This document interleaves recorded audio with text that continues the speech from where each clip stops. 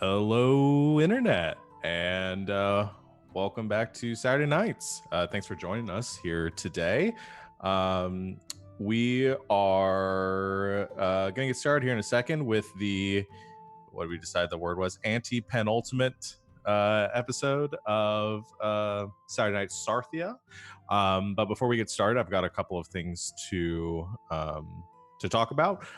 One, like I said, this is going to be our third to last episode, so two more after this one of this iteration, but fear not, we will be picking up immediately after with our next season of Saturday Nights, which will be Saturday Nights Thunderball.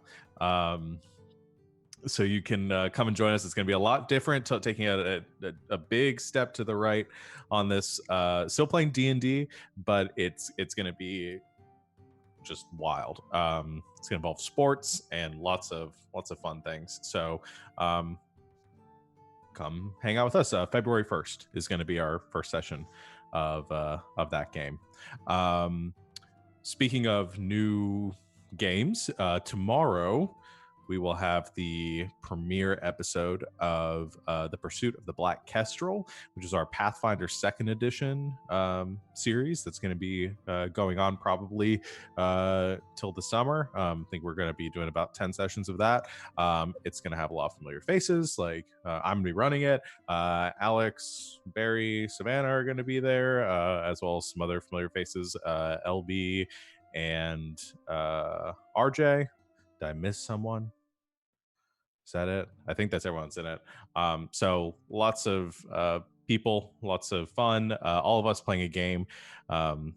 Second edition is something none of us have played before. Some of us have very limited experience with Pathfinder, so it's going to be an interesting experience. I've never run a Pathfinder game before, second edition or otherwise. So coming out, it'll be a lot of fun. We had our conclusion of the first season of All Myths Are True yesterday. That'll be going up on YouTube soon, but it's on the VOD right now if you want to check it out, if you're a subscriber. We will, but the YouTube video should be going up in the next week or so. And then we will have the next season of that picking up in 2 weeks from last Thursday. We'll be playing Tales from the Loop. And while playing a bunch of kids, kind of a Stranger Things-esque kind of situation where we're all going to be living in a small town and doing small town things and monsters and stuff. And then I think the only other thing that's coming up this week is Tidefall on Wednesday is scheduled, so come and join us there. And I think that's it for this week, right? Yeah. So yeah, lots of fun stuff happening in this new year. So come check it out. Let's go and get started then. I don't want to delay this too much because we got stuff to get through. So I'm going to put on something a little more dramatic for a recap. Last session on Saturday nights, our brave heroes had returned to Sarthia, to the material plane, to their home of Gwildun with the six, the gods themselves, now made mortal, in tow. You hid away in your guild hall, getting some rest, trying to plan for what was to come. You decided to set your sights on locating this source, this magical relic that contained the incomprehensible source of magic on Sarthia that you knew through some divination and other clever use of spells previously has been taken by Krillok, the beholder, who you had dealings with in the past. You were packing up, preparing, ready to go when, as you were leaving in the morning, a an event occurred. A void opened up in the sky itself, and you watched as objects and creatures began to pour out from it, falling down, descending across the world of Sarthia, um, and bringing destruction and chaos in their wake. You very quickly mounted up and rode on horseback to the hideout of the Lone Eye. You were beset upon along the way by one of these objects, this fragment or mote of void energy that crashed into the ground, sending you tumbling away and spawning some strange and otherworldly creatures.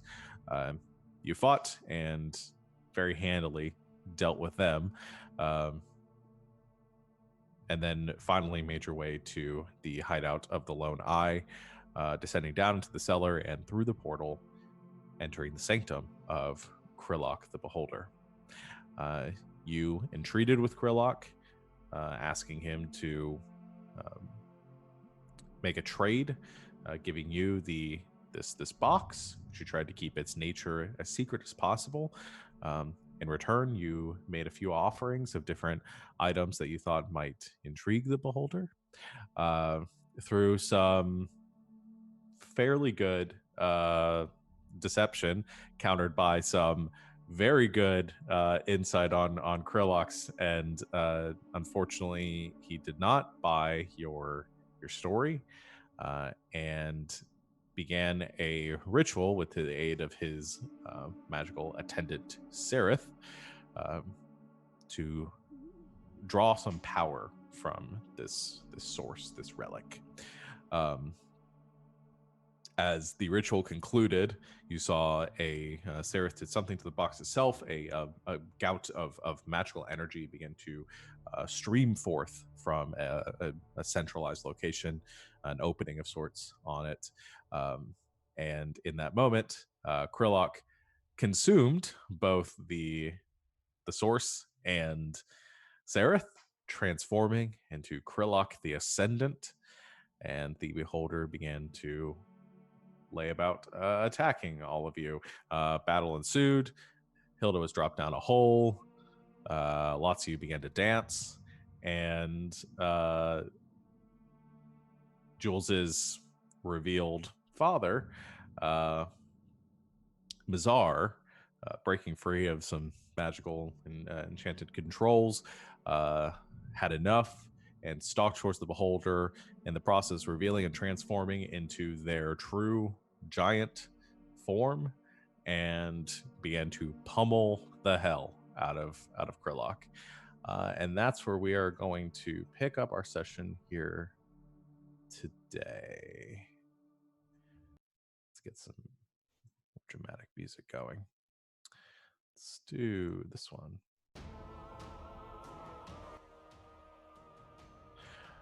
All right. That one just kind of starts off with a bang. I thought that one started off a little bit quieter.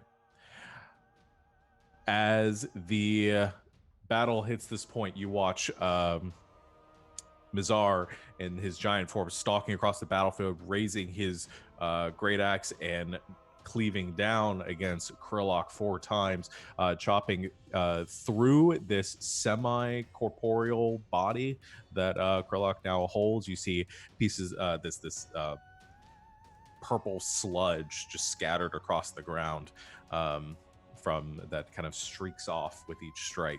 And as that happens and Mizar takes a step back, you watch as Krillok there's this pulse of energy around him. And I believe we ended last time with Krillok, his turn coming up. And that is where we are at now. So this room, this cavern that we were previously in is now, it has taken on, or had previously taken on, this appearance of this dark abyss around you, with these tendrils coming out from the sides and seeming to embody the far realm itself. Now you watch after those strikes from Mizar seems to disrupt this magical influence, and that illusion fades away, and you can see the cracks in the ground around you. You can't see Hilda anywhere. Hilda, you're somewhere else, and we'll get to that when it comes back to your turn. But this magical energy is almost sort of drawn into Krillock in an instant, and you watch as their body begins to give off this dark purple aura. And then there is an explosion of energy behind them, and a rift seems to open up. Not illusory this time, as Finn, you can tell based on your true sight, an actual rift to the far realm opens up behind him, and you watch as these tendrils and tentacles begin to extend out from it, creeping out into the cavern behind Krillock. So we're gonna get back into the holders turned. I don't remember who I left off with hitting with beams and stuff, so I'm just gonna go left to right on my screen here. And unfortunately, Jules, you are first up. Jules, I need you to make a wisdom saving throw, of course. Okay. I keep getting the worst type matches. 25. Yeah, you're good. You get hit by a beam that streaks out from Krillock's central eye. This white ray hits you, and you stagger backwards and feel this sleep begin to wash over you, but you shake it off. Oh, wait, I had advantage. It doesn't matter. You still succeeded. Unless there's something you get by succeeding. No, I'm just saying this to remind everybody that this spell is still up for that's a good point. More rounds. How long does that? If it's a minute, I don't remember how many rounds we've gone for at this point. I have had my curse up for 4 rounds. Coming up will be the 5th round of my curse. Okay, so I wrote it down, but I can't find it. Okay. Second one's gonna be Chad. Chad, and you should make a wisdom saving throw. I'm okay at those because I took the feat for it. Oh, good. I think we all end up doing that. Well, I rolled 2 9s, so that is a 16. Okay. If that's that gonna be fails, I can try Indomitable. Okay. Yeah. So, which die is not going to screw me? That's even worse. So that is a 15 total. Okay. You are hit by a sort of a reddish beam that comes out from the central eye. And as you hit it, you feel just relaxed. Everything kind of doesn't seem so bad anymore. Because you look up and you realize your really good friend Krillock has what he needs. And so you're not so worried about that anymore. So you are now charmed by Krillock. That's going to be that one, and then the third one can't do Hilda, so it's gonna be Finn. Finn, I need you to make a Constitution saving throw. You sure you don't want it to be a Dex saving throw? I'm positive, yes. Just putting it out there and giving you the option now. Oh, I'm using my legend point. Okay, roll again.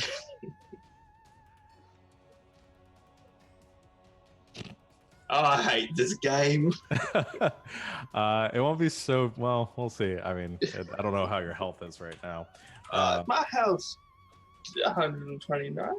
Okay, you take 28 points of radiant damage as a familiar fissure opens up in the ceiling, and a shaft of moonlight comes crashing down on top of you. It's just how I was dancing. I had the perfect song for it. Yeah. So you were hit by the moon ray. That will end Krillock's turn. These tendrils coming out from the portal, however, that Mizar is currently the closest to, strike out at the giant. Rip Giant Daddy. That's going to be...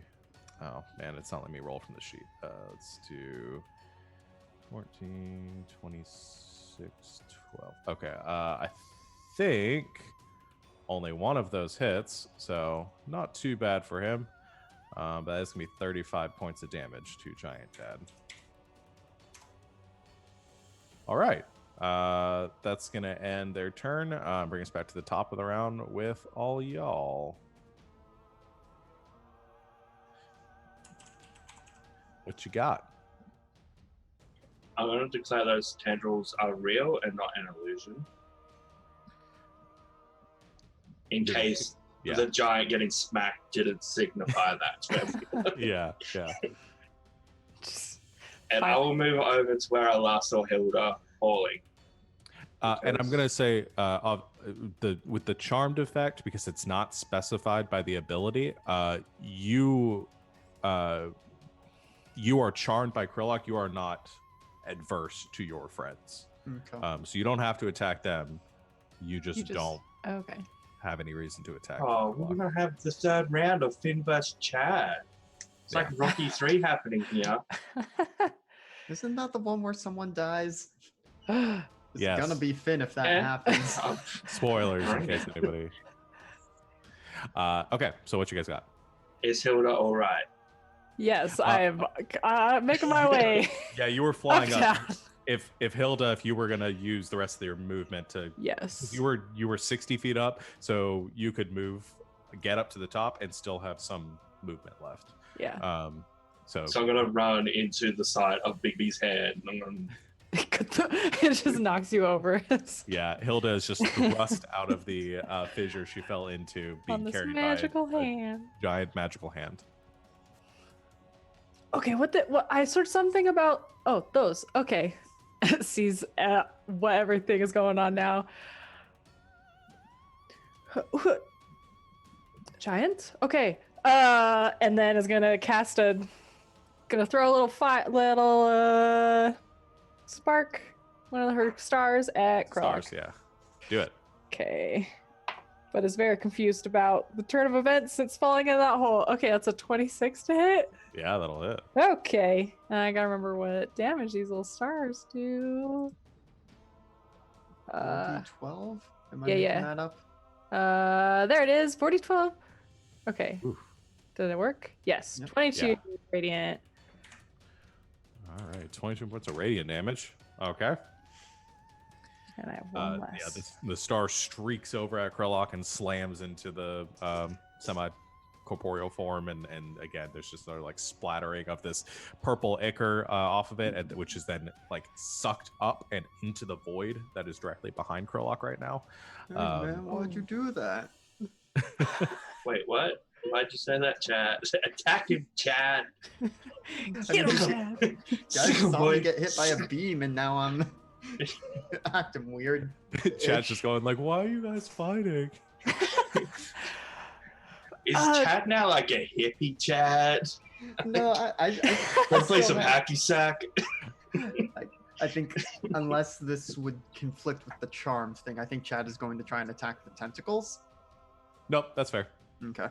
So, yeah, the tentacles are not part of Krillock. Yep, so just gonna adjust focus and start hucking.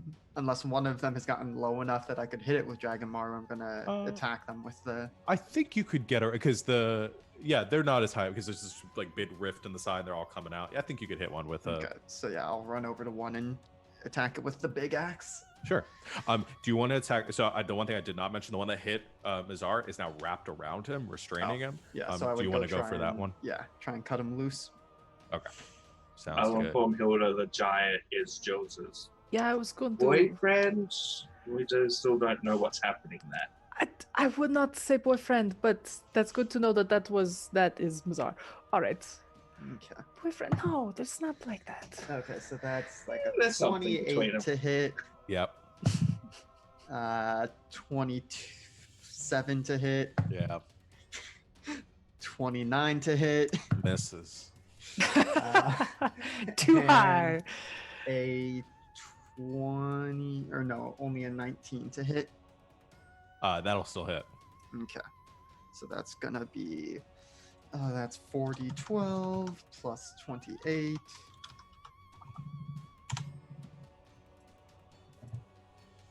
It's 45 points of slash. Or no, I can reroll those 2s.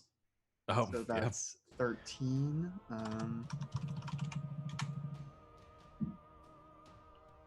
Did I? Nope. I accidentally did 21 d12. I was like, whoa.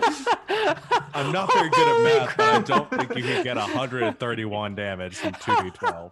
Okay, those were some very good rerolls, though. So that is now 28 plus 28, 56 points of slashing damage. 56 points of slashing damage. On the tentacle around Mizar. Yeah, that'll be sufficient. So you bring up your axe and just chopping down you had 3 or 4 attacks, I don't remember.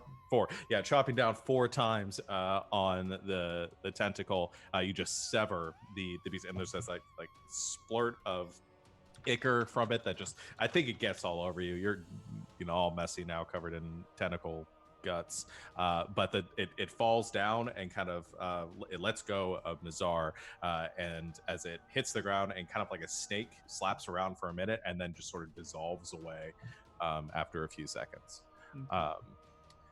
So yeah, that one, he is now free. Do I get any kind of save at the end of my turn, or should I wait until everyone's gone? There's no save. It's just lasts for an hour until the beholder damages you. So we don't get chow, we can just have coffee.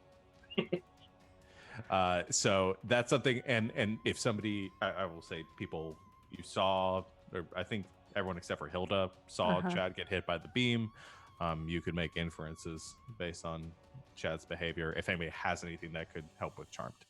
I can shoot him. I got this.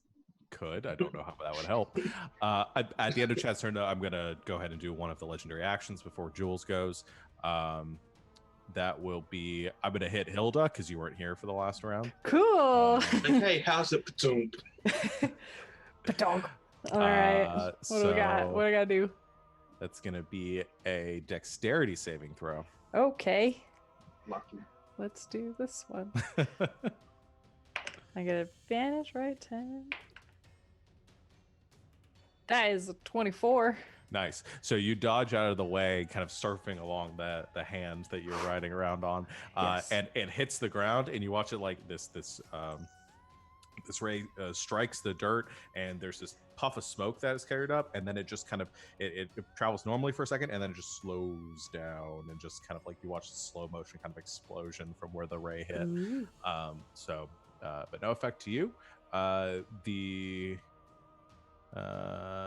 So who's going next? Me. All right, Jules, what you got? Can I get to Chad? Sure. Great. I'm going to cast Greater Restoration. Okay. And Invoke. And one of the following effects on the target. One effect that charmed him. Okay. Boop. So I just run over and just sort of like grab him, like shake him a little bit. All right. And I go, hit him! Right, thanks. I assume Krillok would still be out of melee for me? He is. He's in the air, Okay. so he's still out of melee, but... Well, I will action surge and chuck the javelin at him 4 times. Okay. You jerk! I just want to know how this would look in fiction of just Chad just like infinitely throwing this javelin over and over again. Just like as soon as his hand comes back, it's another one. Yeah. That's a 19 plus 12, 31. Yep. Oh, that is only a 15. That'll miss. 30 and another 31. Okay, yeah, those 3 hit. So that is going to be 3d6 plus 18.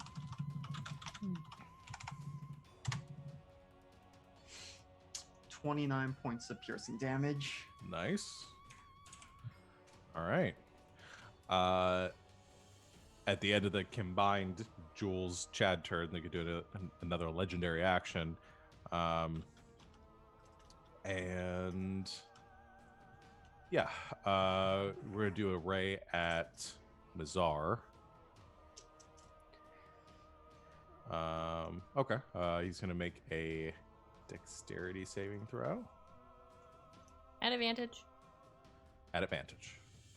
Did Mazar's weapon increase in size as well, or is he now holding a teeny tiny axe? No, his weapon and equipment increased in size. He is not running around in the buff with a tiny axe. He could be the new Muffin Top guards. That is not enough. That's a 13 and an 18. So he is hit with a similar ray to the one that missed Hilda, and he is now slowed. So that will... Is he next to Krillok, technically? Because he's really big. He is right next to Krillok, yeah. Oh, yay. Can I shoot this stupid thing? Yes, you can. I meant Krillok. I figured. And whabam, 33. That hits. Wait, that's a 19. That's a crit. Yes. Oh yeah, because he's cursed. Oh, I have no spell slots left. Damn it. Aww. There's no Eldritch Smite coming in. This is just a sneak attack, guys. Okay. Still double damage. So yeah, so this is it basic, and then I'll just roll the die needed for the sneak and the weapon. Okay. And the fire. I mean, you can pretty much just roll the whole thing again and then just subtract your I'll just remove the Hexblade and then just take 8 from it. Yeah.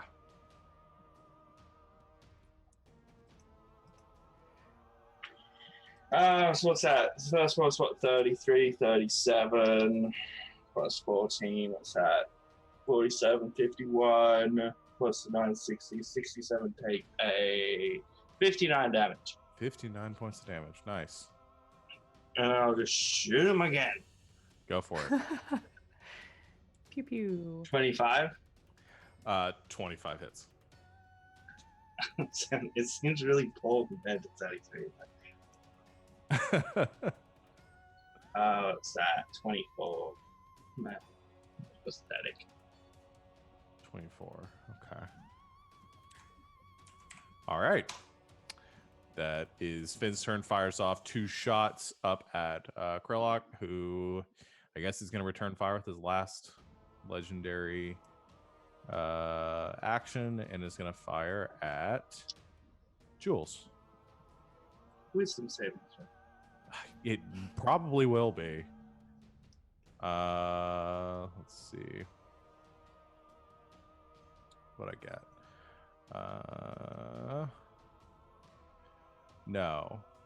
That will be a dexterity saving throw. Okay.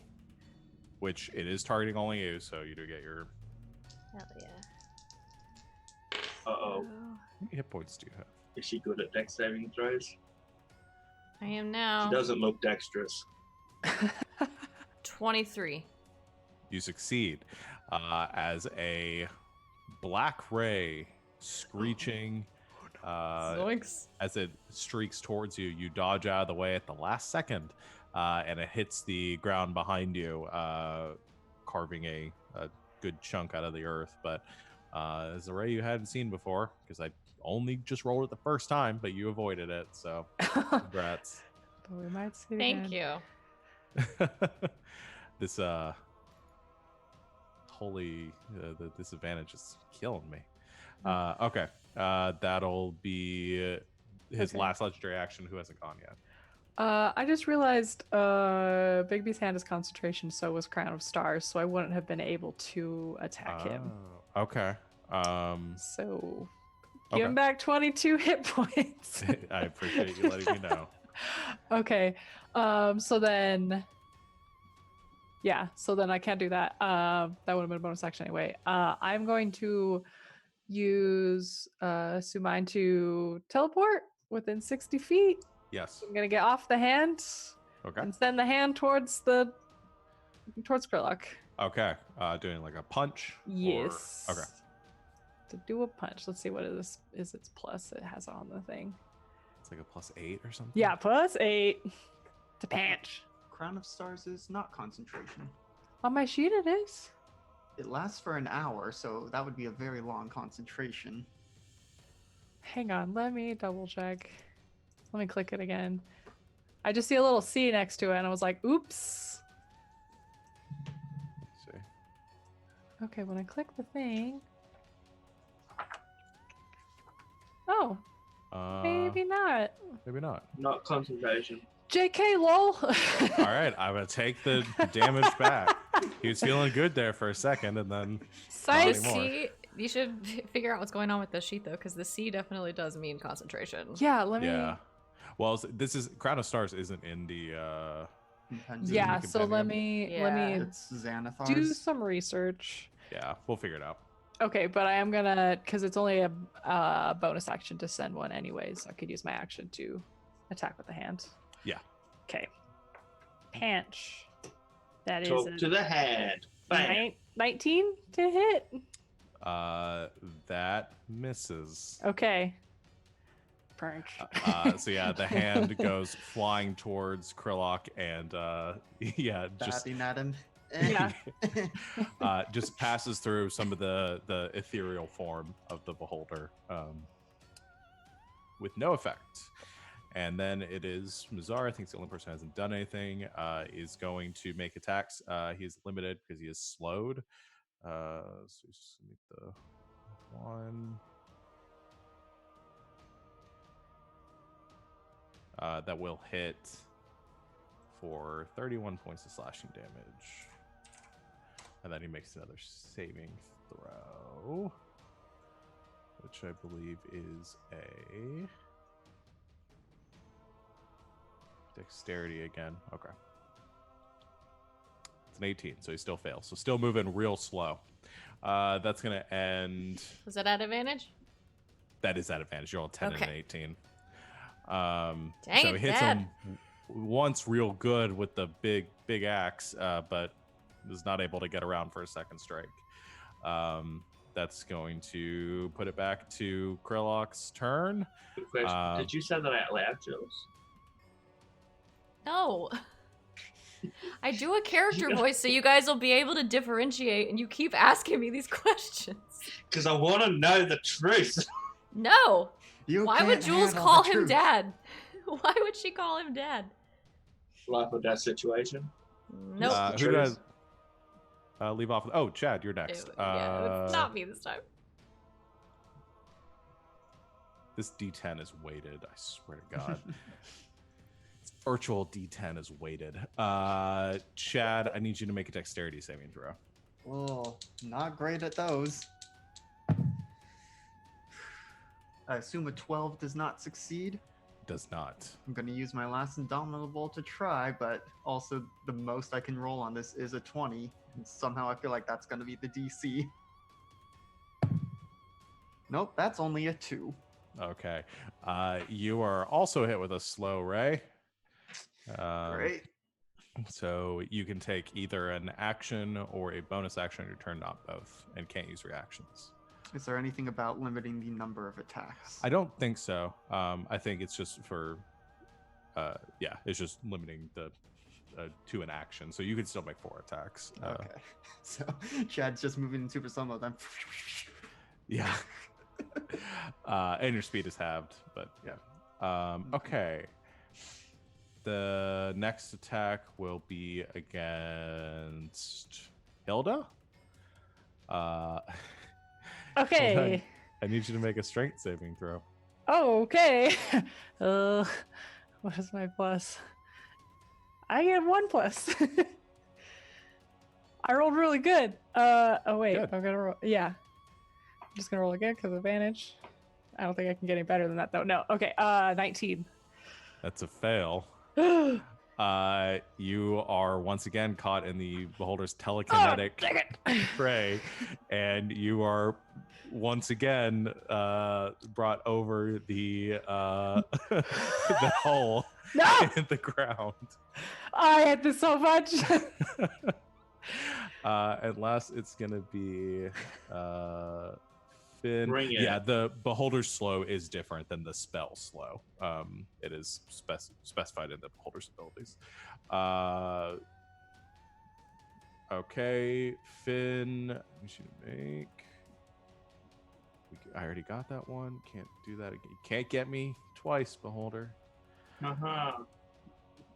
Oh, he failed his attack. That's what I gathered from that. Finn, I need you that's to make a right. Constitution saving throw. If you fucking moonlight me again. Oh, sucked in. That's a 20.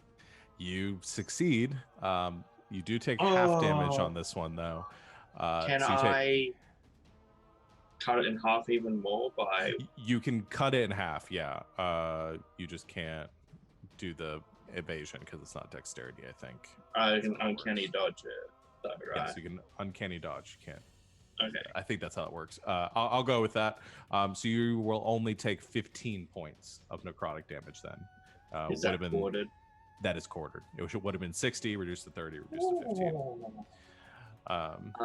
Just a heads up, Jules. I'm at the point where power word kill will eliminate me from existence. I don't think that's how I the am spell your best works. friend. Okay. Those are the three rays, and then the tentacle attacks, which there is one less tentacle now. So we're gonna make one against Mazar again, and one This is against at disadvantage at disadvantage. because of Holy Aura. I forgot last time. Oh, that's fine. So disadvantage against Mazar. Well, it would have been a natural 20, so that's good. So that's only a so it'd be a 26, so that'll hit him, but without the crit damage. And then one against Chad, also at disadvantage because of the aura. Yep. That'll only be a 17. Misses. So Mazar takes another 35 points of damage. All right. That ends the round. What do you guys got? I'm going to heal. Okay. I'm gonna cast Mass Cure Wounds at 6th level.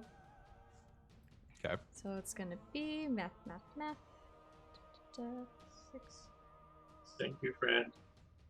2, I'll persistate Chad when you 5, 45 45. That's amazing. To for everybody. Everyone? Jeez. Sucked in, beholder. Nope. It would be more for me, but I'm at full health. I am back at full. Can you break some of that off from my boy Krillock? No, he had his chance to be nice.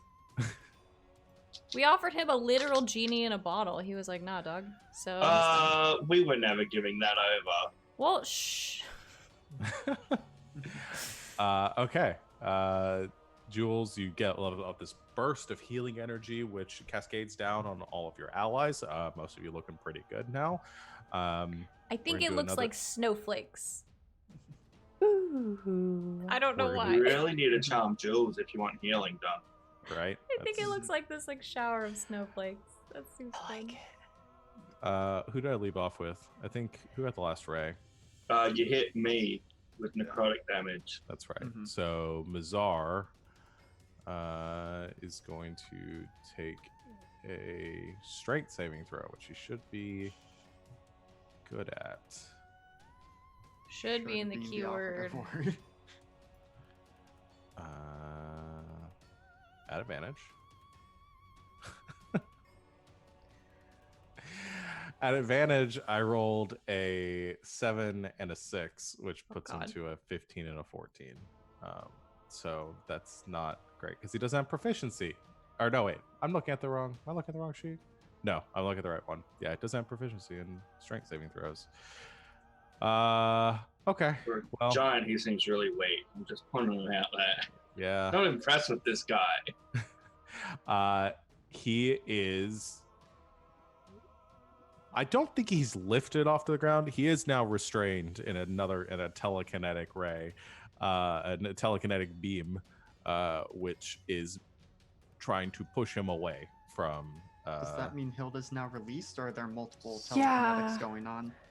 I was just gonna ask. No, it's going to stay until the start of Grillock's next turn. Okay. Don't release Hilda yet. She has got Bigby's hand under her right now. Not yet. Back down she goes. As the Ascendant, he is not limited in eye stalks to the raise he can do. Got it. Okay, that's all he's got though. So are all these beams coming from that little white head of his? Yeah, the central white eye is like all the beams. I'm are picturing coming like one of those old school little disco balls that shot out the different Yeah, colored that's things that kinda- rotate. Yeah, Oh boy. it's kind of how it looks. Okay, who's next? Jules went. Okay. Chad, I wanted to do that thing, but now I'm worried for myself. Yeah. Save yourself. Chad has a spear. Still good. Wait, was Krillock restrained by the tentacles and now telepathically? Mazar. Mazar. Yeah, Krillock? no, he's not restrained anymore. He is slowed still. But Oh, the yeah. tentacle hit him, didn't last time it wrapped around him. Chad freed him. Yeah. He got hit a 'cause Chad second attacked. time. Oh, he did get hit a second time. You're right. I forgot about that. I just want to make sure everything's fair in No, case that's- G's like, you guys missed this. No, he is now restrained twice. Once by a He's tentacle and Super again restrained. And he's slow, so it's and he's slowed. He's going nowhere. Having a hard time. see, sauces and everything, guys. It's not. Okay, I'm gonna direct the hand back under me. Okay. Your magical Just hand. in case. Hilda's hand comes swooping underneath you and gets ready to catch you when you are released from the spell. Anything with your action? Yeah, I was hang on. Chad, do you want to go fast? That would be It good. usually works pretty good.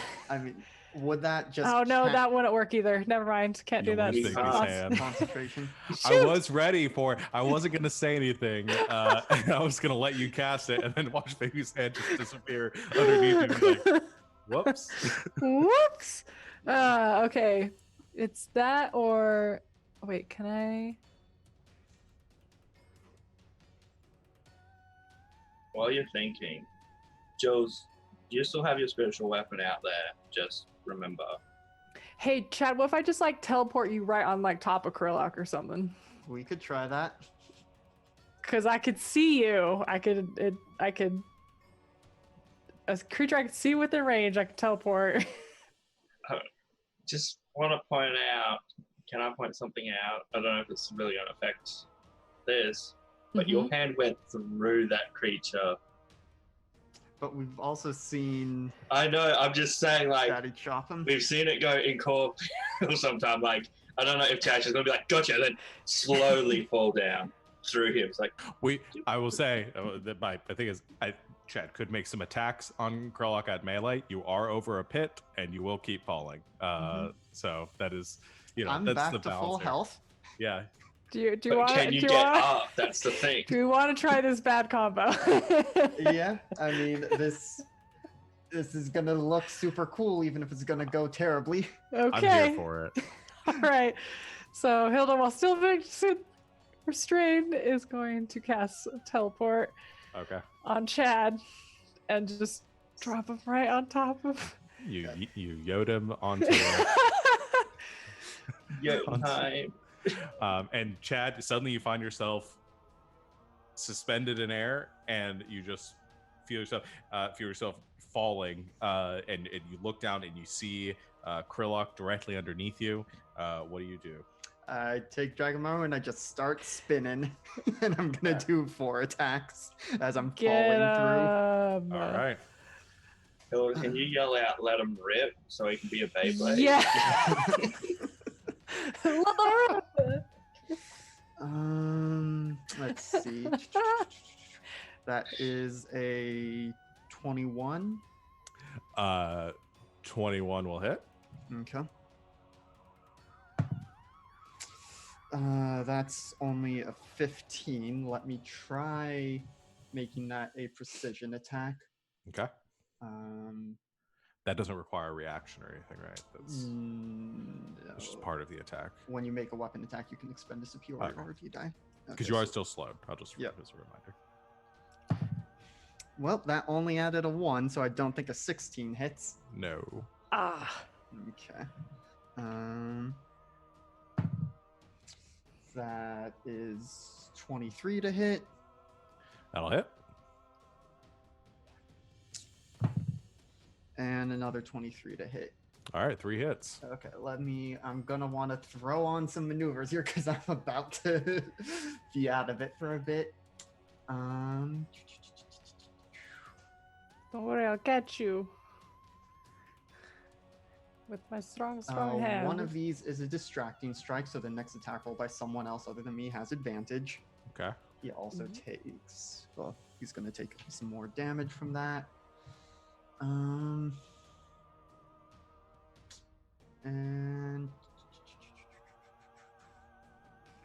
gosh, I don't really have many more I can do. Let me. Yeah, I'll hold on to the other maneuvers for if /1 I get back out. So 3 Okay, attacks, damage. but with the superiority die, that's gonna be still 4d12 plus 21. There's a 1 and a 2 in there, so let me re-roll those. Oh. So that is 21 -3 plus 15. 36 plus another 21, so that's, hold on, Don't you just add them together and remove 3? 42 plus 15. 57. Yeah, 57 slashing damage. All right. 57 points of slashing damage.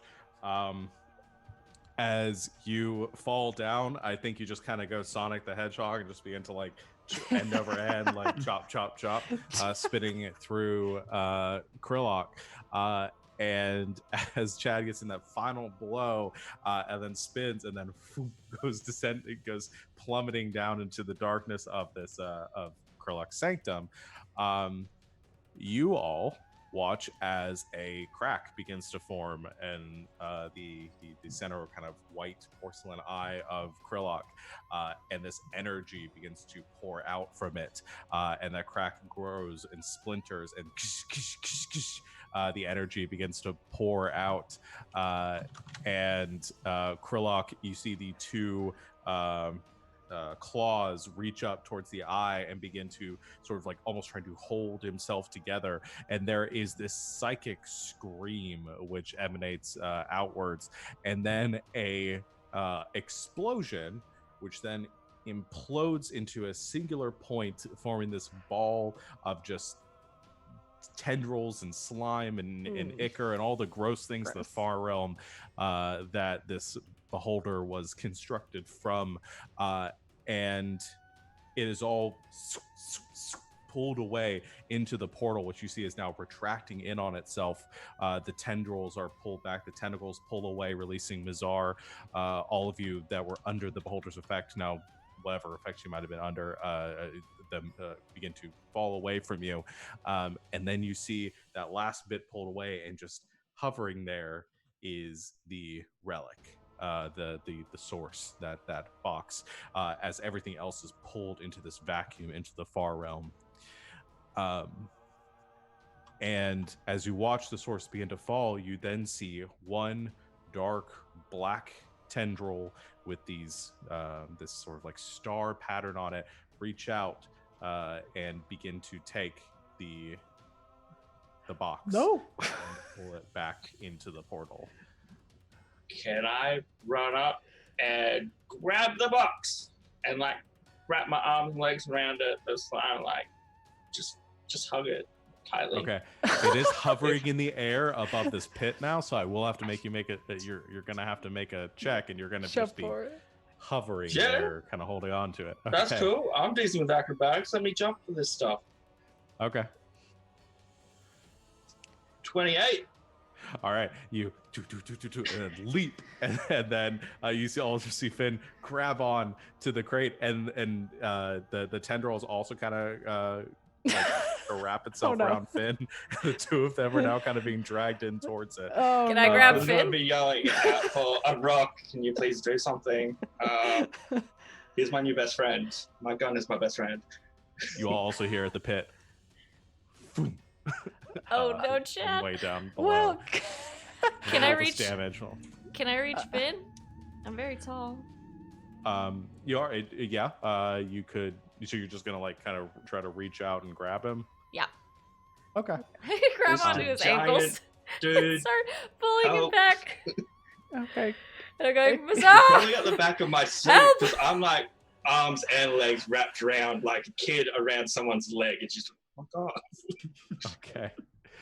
I am yelling for Mazar because he's the tallest. Yeah. currently. He is still kind of struggling getting back to his feet, his giant form, and trying to regain his bearings from the He seems telekinesis and pathetic. everything else. So Jules, I may make an athletics check. And Hilda, you started to say something. Can I just start yeeting stars at the tentacle? Yes, you can. I've got like 4 more of them. Yeah, do it. Make some attacks. What are you doing, Chad? He's in the bottom of a pit. No, just being. How a far can this pancake. javelin be thrown? I Not rolled a that 23. 23. Okay, you're right at the edge of the pit, just holding on, trying to brace Oh, yourself, holding on gosh. to Finn's legs. Oh, no. just I'm pulling like him the back. Rock from Hobbs and Shaw. Yeah, And basically. just Just grab I would it. have gone more Captain America here. Yeah. no, the Rock is cooler, and you can quote me on that, internet. Chad, you do take 60 points of damage from the fall. Okay. Oh, no, sorry, buddy. Chad. Okay, that is a 18 to hit the tentacle thing for the first one. That'll hit. And 25 for the next one. Okay, that hits. Okay. Should I just keep going? Just I'll roll all 4. I'll say you get time to do 2 because Okay. you can only do 1 per like 6 Yeah. seconds. Okay, That's what I was thinking. Okay, Um, so let me click this twice. Whatever you do, Jules, don't let go. You have planned our shift right. If we go through this portal, you can get us back. Tomorrow. We just got to wait a day. In the far realm. Okay, Alright. let's see. We've Ooh, been that's a lot of worse. damage. Yeah, That that's is- 63. Yeah, Oof.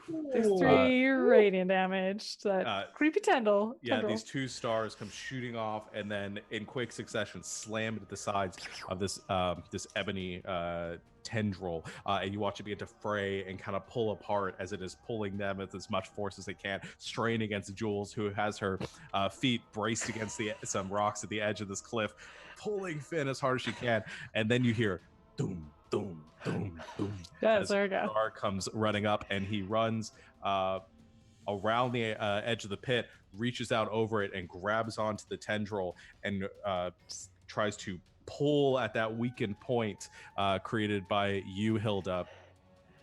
And in that moment, there is a surge of energy. You watch as the tendril kind of laxes for a moment. Jules, you find yourself kind of falling back, pulling Finn with you as both of you are kind of pulled towards the edge, and you both go tumbling backwards. There is a sickening kind of ripping noise, and the tendril, this tentacle kind of coils and lashes out with one last time, and then there's this explosion of energy, this sucking noise, this vacuum forms, and then you watch Nizar kind of lurched forward towards the pit or towards the portal in one last instant, and then everything closes and it goes quiet. Wait, did he go through it? Mizar is on your side. Okay. He was Yeah. lurched towards Okay. it at the last second. Your Uh, description was, oh my god. Well, you all get your bearings for a moment, and you look up towards where the portal closed, and you hear a dripping, and Mizar takes a step back, and you look at his arm, which has been severed from about just below the elbow. And he kind of looks down at it and stumbles and falls to 2 giant knees as I the can fix portal it. closed around his arm. Oh, can I run over to him? Yeah, I you can fix can. it. Only if you call him father. You're not the boss of me. Okay, I'm gonna start heading down into the pit to get Chad. Finn Okay, deserves this. on your On Bigby's Bigby's hand. hand. Okay. It's gonna take it can go 60 feet. Yeah, I mean, I am dashing up the stairs, or I assume There's there no are stairs. there's no stairs. There's no stairs. And how did Sareth get in and out before he can fly? He's magic. He's He a got magic eaten boy. by a beholder. Do you really want to be him? He did get nommed. Oh god. Can I? Chad, I'm coming. He did the stair trick like they do, like He I'm gonna just take the pretended. elevator this He's time. like- and just like hovers down. I knew I hated that guy. Can I go Please. to Mazar and it's gonna take a minute. Can I cast regenerate? You can. I was like, can I be I a dick do. and counter spell that? Just I'll throw you in the pit. nah. I I got my think, little chest. yeah. So you're standing there and like clutching onto the chest, which you see that whatever that effect was that Sarah had done to it that was causing the energy to leak out from it seems to have stopped. It seems in its normal state. There's still this heavy magic aura that just emanates from it, but it's not as condensed as it was before. Jules, you approach Mazar, who's kneeling at the edge of it, kind of looking at his arm, sort of in a stunned expression. I can fix it. Please. This is probably gonna hurt. I can't imagine it hurting more than this. Alright. I'm gonna cast it. He says in a very dazed expression. I don't think the pain fully hitting him. He's in shock. Okay. So heals a bunch. He's also gonna heal a lot. Restore for 2 minutes. Okay, yeah. He'll basically heal up to full, I think, by the end of it. It's 2 Yeah, I minutes, think- grow his arm back. Yeah, he does yell in pain, and kind of the shock hits him as you reach out and touch and send that regenerating energy through him, and the bleeding immediately stops, and the wound is almost immediately cauterized, and he kind of staggers backwards, falling onto his back and looking at the stump of his arm, and you're just watching like from the base where it was kind of like restitching very slowly. Not in the Deadpool like tiny baby. Oh, hand why thing. not? That sounds amazing. No. Wait, this- what? The This is tiny magic. Goliath hand, so it's even smaller. No, it's it- beautiful. It just kind of restitching from the bottom of forming itself from the place that it was cut. But I think he just kind of goes very quiet as this is happening, as he's clutching his arm. Meanwhile, at the bottom of the pit, Chad, lying there in the darkness, kind of catching your breath from that heavy impact, you look up, you just see Hilda kind of gliding downwards on a And she's got like glowing spectral hand. 2 more of the stars, so it's like casts a bit of light. I mean, Yeah. It could have been a lot worse. My armor could have been full metal and not mithril. Yeah. Oh. Just get crushed like a sardine. Yeah. I'm sorry I didn't give you much warning. No, it's fine. I mean, seems like we got him. Yeah, you did. Yeah, he's gone, and the box remains. The portal tried to take the box. Luckily, the others were able to stop it, but I don't think it turned out very well for Mizar. Oh, well, That screaming is him. we'll deal with that, but I think we have other matters to attend to first. And I think he understands that more Okay. than anyone. Well, climb aboard, I guess. It's kind of room for 2. Give you a piggyback if we need to make it fit. There we go. The two of you climb onto the Bigby's elevator, and slowly you're hovering up. And as you are hovering up, this shaft at this hole looks the same as it did as the other ones did. Hilda, you can see these like perfectly carved holes leading out in all sorts of directions from here. There's this labyrinth of beholder tunnels down here, probably carved through use of their magical abilities. And as you hover up to the surface, you arrived in time to see Ms. R's this hand slowly regrowing. Everyone else looking exhausted. I was gonna talk to Megan because that's a sentence I'm never gonna get tired of saying, and ask if the guy happens to know what I gotta do with this box. Like, how's this gonna help? Do I open it? I think there's a pause, and the entity within your weapon says, A rock. I remember correctly. Says, "I don't know. That is beyond my knowledge."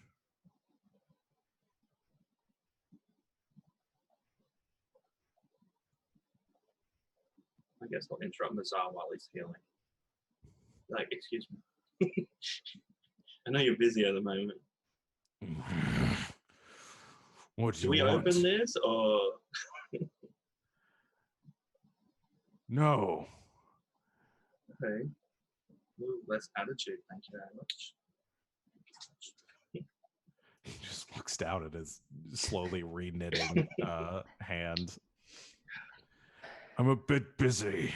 Finn, he lost an arm to save your life. We were fixing his error. I think everything sort of evens out at this point. Well, we still have a Chad. I'm okay. Oh, good. Thank goodness. I was a little bit worried about what I would find at the bottom of the pit, but look at he's fine. Dust him off. Mostly. Mostly. What if one of my horns broke? I don't think I want to introduce that at the end of the campaign. But the fan art, I'm just I mean, if you want, my dude. You alright? Broken bones? I Anything? don't think so. This armor is quite amazing. Good. Finn, are you alright? Yeah, fine. Okay. Where's the box? I'd like to look at it. I'm still kind of wrapped around it. It's just like curled around it. I would like to activate my Road of the Patch Keeper to get me one spell slot back in case something happens to just crawl out of one of these holes and be like, hey, what's going on, boss? Disintegrate. I just want to check out the box. Okay. Anything? What were you looking for specifically? Well, there was sort of like something that Sarah had sort of placed on it. Is that still? It's like some sort of device or something. You see at the top of the smooth kind of like platinum metal, there is like a smudge on the top of it where you can see something was traced out or something was placed there. It doesn't seem to be intact anymore, and the effect that was creating it is no longer there. But you get the faint impression of a ruin that was once there. If you want to make an Arcana check, you could try to sort of identify it from what you please. can see. I love those. That's it. 34. Jeez. 34. Yeah. You look over it and I think identifying the pieces of the ruin, because it looks like this is something that was researched and probably created by Sarth, and it takes you a minute because, like I said, it is mostly destroyed. But based on the context of what happened and putting a few pieces together, you do get the idea that this is the magic that was used was something that would essentially condense this residual magical presence of this source, the things that are that's still like leaking out from the box,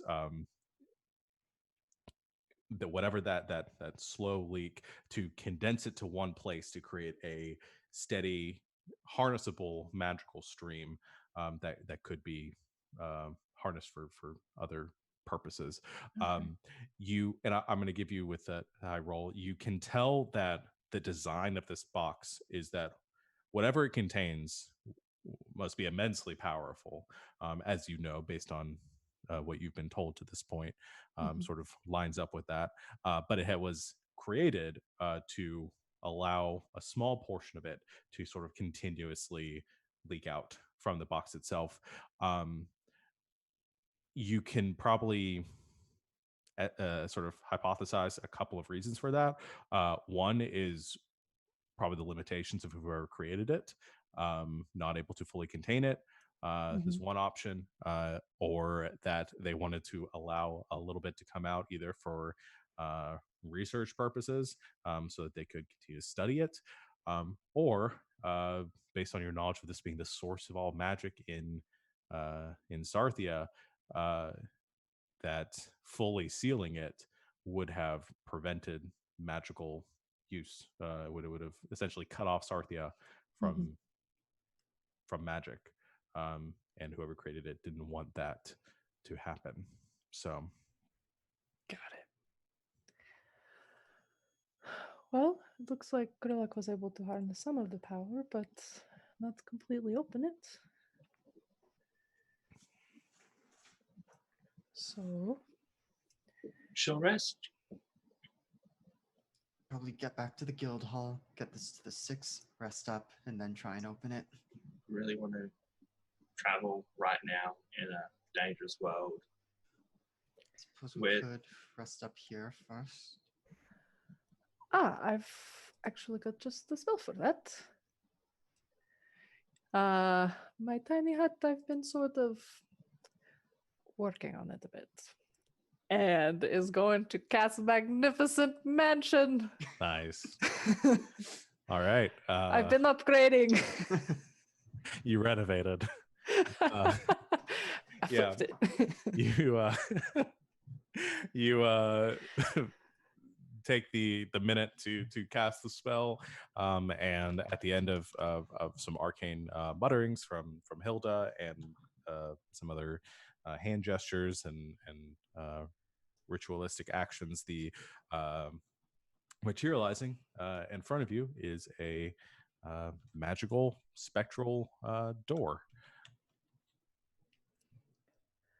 We should be able to rest in here and not have to worry about anything. And if I've done it right, there should be food and beds for everybody. Does Mazar go down to his old Goliath size, or is this door massive? I think right now it says it's 5 by 10. Yeah. It is not of giant size for him to enter. However, I think 2 minutes have passed at this point, and his arm has finished healing and sort of returned as good as new. And he has already returned or reverted back to his Goliath form after the healing is completed, and just sort of like flexing his new hand, and looks at you, Jules, and says, "Thank you." You're welcome.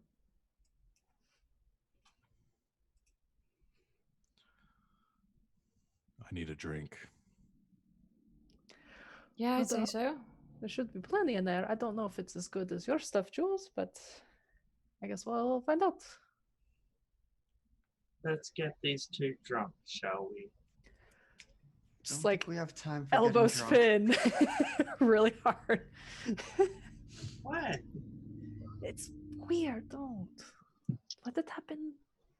Don't try to force it. I just want to find out what was going on. I didn't mean try and make anything happen. You all enter the mansion. I don't know how Hilda would decorate her. Oh my gosh, I Seems have more not like- thought about this either. Do you imagine it being like really ornate, or do you imagine it being more like kind of simple, utilitarian? I think it's like a little bit ornate. It's not like over the top, but like it's like a little bit fancy. Yeah. Kind of like I'm imagining a lot of comfortable reading areas. yes, I was just gonna say like there's a lot of like comfy cozy spots. Yeah, and apparently there's a bunch of servants in there too. 100 near transparent servants attend all who enter. Yeah, okay. So just 100 Sebastians. Half Sebastian's, half the Goliath teacher. No. No, I hate it. No, sort of some vague spectral yeah, no, they don't look entities. like anybody in particular. 100 jollies. Attend you with food, drink, whatever you might need to rest for a moment, but it doesn't seem like you guys are going to want to take a whole lot of time or get rip-roaring drunk right now. But there are some places where you guys can talk and rest and decide what you want to do next. That's good. Can I pick So- up the box myself, or is it too big? It was pretty large from what I remember. It's fairly large. I'd say with your strength, probably not. Okay. Fink, Can could the you help 12 of me? us together make it work? She's probably Perfect. stronger than me in the first place, but I'm 12. Yeah, I think the two of you could carry Finn, it. would Yeah. you give me a hand with this? Okay, and you're going to do 90% of the lifting. Okay. Not, Heave. it's not because I'm lazy, I'm just weak. Sure. I mean, if you had hit the gym enough, like Chad does, maybe you would not be so weak. I'm just saying. There's other things you can do to make yourself stronger. I don't need to be strong. We have Chad and Jules who are. True, they are very strong. All right. You Well, I hit the guess gym instead of hitting the library, you could carry this yourself. Is there a gym in this mansion? We could both go hit the gym. just casually go at the gym. Just do some squat presses. I mean, I'm looking at it. It's You have furnished any with room you whatever. want. So yeah, I guess There's I a could. treadmill in the corner, but it's just got some like pressed shirts hanging on it. I only do CrossFit. That's funny. There's one servant that just looks real buff who's the CrossFit teacher.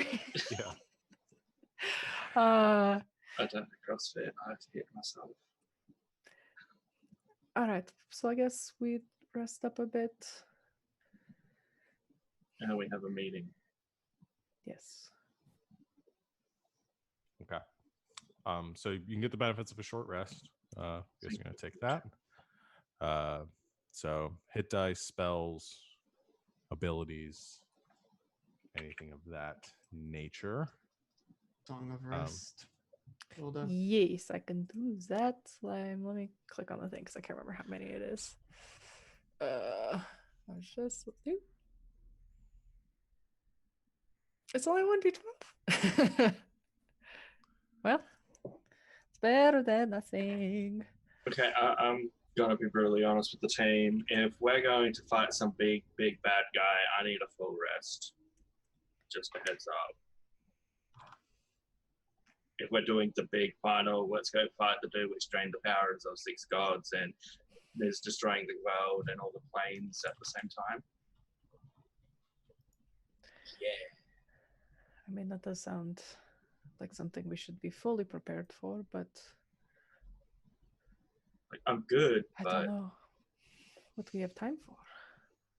I think we can, once we get back to the guild hall, discuss with the 6, figure out whatever it is we can do with the source. we actually going back to the guild hall. Okay. I'm also in favor of a long rest because almost all my big spells are gone. Yeah. Yeah.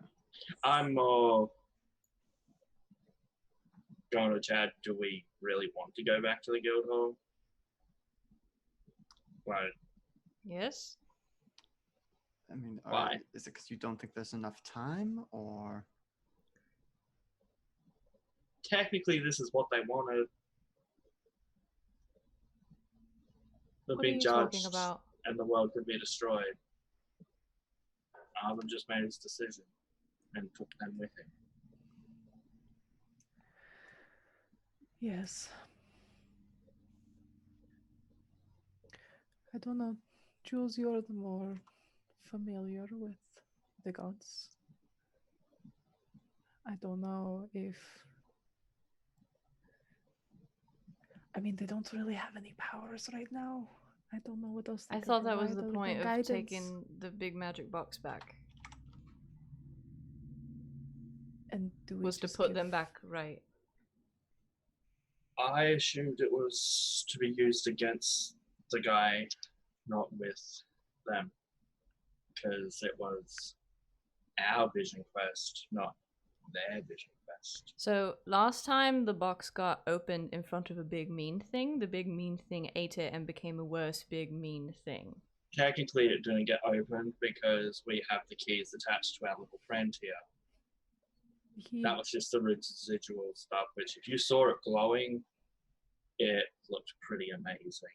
And I don't want think the it might have Arbiter getting a radiation hold signal. of this. I'm not just Yes, taking sir. this to the Arbiter. I was We have also the saying keys. that. We have the box. And what? We open it now. Well, after our rest. I mean, we could... If it brings destruction, it's mitigated to here instead of in town, which we've already kind of destroyed once. That's a great way for us to get killed. If we don't do anything, we die anyway. I'm not saying we do nothing, but... I just wonder if we borrowed the power for ourselves temporarily, we could take care of this now. More directly, and then give the power back to the gods when this is taken care of. Because I'm sure all four of us are on board with that plan. What are you suggesting? What are you implying? I'm not implying anything. I'm saying that every 5 minutes you're talking about killing the gods and turning everything on its head, and They kind of did want this whole world judged by the guy who's now judged everything as. Yeah, it's theirs to judge. They made it.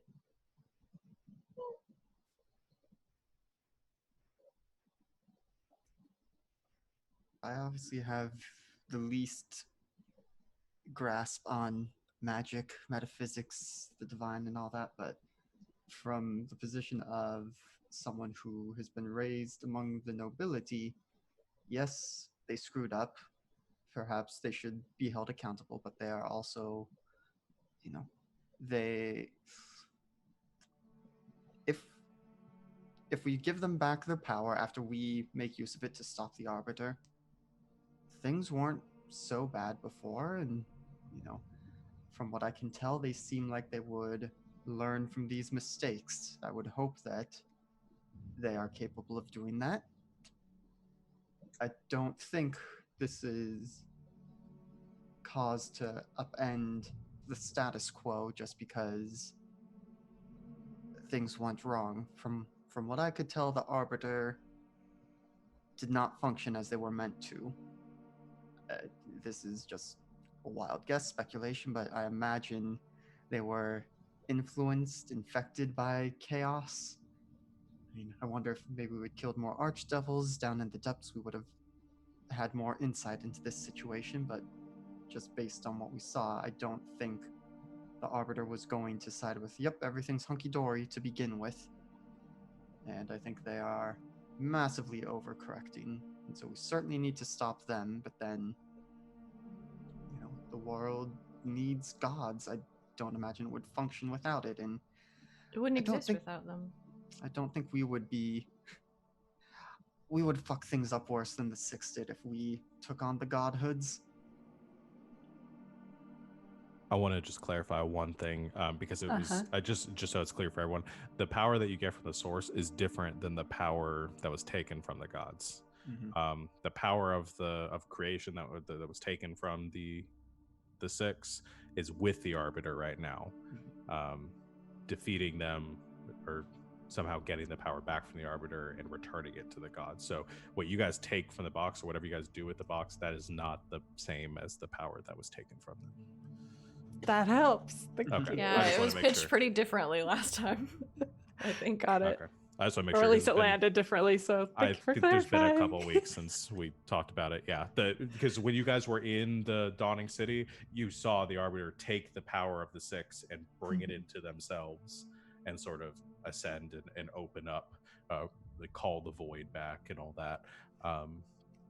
So they have that power in them right now. This power is the source of all magic, which Arisha and a few of the others hypothesized might be the only thing that could stand up against the Arbiter. Okay, so that conversation was nothing. That it was something. Insane. There was some important. There was some important stuff that said, because that is still a conversation. Once you guys have defeated the Arbiter, Then that what? power is just there, and you guys would have the ability to decide, like, do we want to return this power that the Arbiter took back to it's not just going to snap back to them. So I'm kind of picturing this conversation is what Matthias has just visioned. yeah. He's probably shitting himself right now, like, fuck. Yeah. The premise of the conversation you guys had is valid, and it's something that you guys should probably be on the same page with. But the decision of opening the box isn't necessarily what is going to make that decision for you. Yeah. Anyway, open the box. Don't open the box. We do have to talk about this. What I can tell, if we don't open the box, we're screwed. There's nothing we can do. I don't know, we're pretty good, but just probably help. Yeah, but we need to know what our end game is before Kill we the go, Arbiter. like, infusing Kill the ourselves with Night the magic of the universe. Well, seems like if we remove the Arbiter, then perhaps the gods will get their powers back. And things can return to as they were. I'm not sure if we told Albeit you this, without though, the Arbiter, unless they make another one. just like a giant dragon as well. Yeah, you guys mentioned that creepy dragon. His Not wings looking look forward like to seeing it. nighttime with stars and stuff. It was pretty wild. So kind of like that portal thing, but like worse, because dragon. Mm-hmm. Or better, because dragon. Just I didn't see tentacles, so that's a plus to me. A Cthulhu dragon. It would be really bad if the dragon had tentacles. No, in our luck, it probably will. Like if a Papa Kraken and a Mama Dragon fell in love, yeah, nah. A flying octopus. I don't. No, thanks for I that. hate it. And there are some fringe religions that believe in such a creature. Well, I time think they to call it a sleep. flying There. spaghetti monster. There, welcome to it. Spaghetti monster. I hate it. So I think we have a full rest. Yeah, I think we have to. YOLO the box opening and go from there. I hope that the universe is still standing after we sleep for 8 hours. I mean, One plane will be Maybe- alive. maybe we might not need to. Perhaps if the power inside this box will help, maybe one won't That's true. need to rest. Now, Chad, with magic, it feels kind of, to me, it feels like I mean, I'm basically in top shape right now after some food and. a but you don't know what magic feels like apart from being hit by it and charmed by it. Chad's gonna use thaumaturgy and just make things shake. And it's like, I know a little bit about magic, not a lot, but plus Hilda's a great teacher. She's taught me some things about magic too. I just don't have the No one's getting aptitude. better. Are we opening this box? I say we do it now. But that just might be because I'm very curious. To be honest. But Well. also, the world is ending, so we might Big not spell have time to slots. wait. Nizar, you've been quiet. This has been your charge for centuries. What do you think? I think he finishes the very large tankard of ale that he was downing Yes. to forget the pain that he just experienced, and says, I was only charged with protecting it. I was labeled traitor for doing so. I don't know if my judgment is the best here. You were clearly drawn to this for a reason. This is your choice to make more than mine.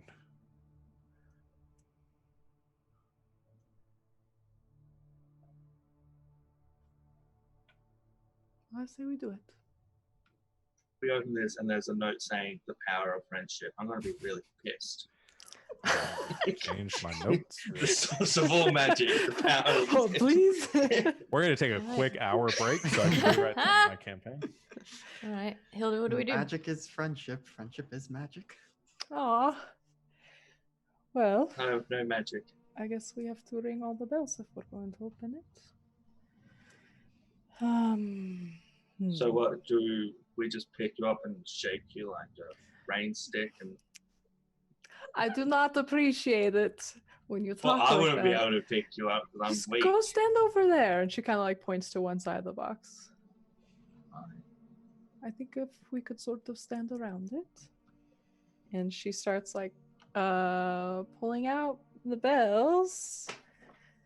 Which bells do you give to each person? I was just We gonna take the say BuzzFeed quiz. Which bells do we get? Everyone gets 2. I already wrote this down. Okay, in case this would happen. I'm very curious about this. Yeah. Okay. So, kind of like gets us in a circle. To chat, you get Wu and Dan. Get transmutation and necromancy. It goes up to Finn. Ashlik. And Sumain. Illusion and conjuration. Jules, you get Jalav and Dion. Evocation and abjuration.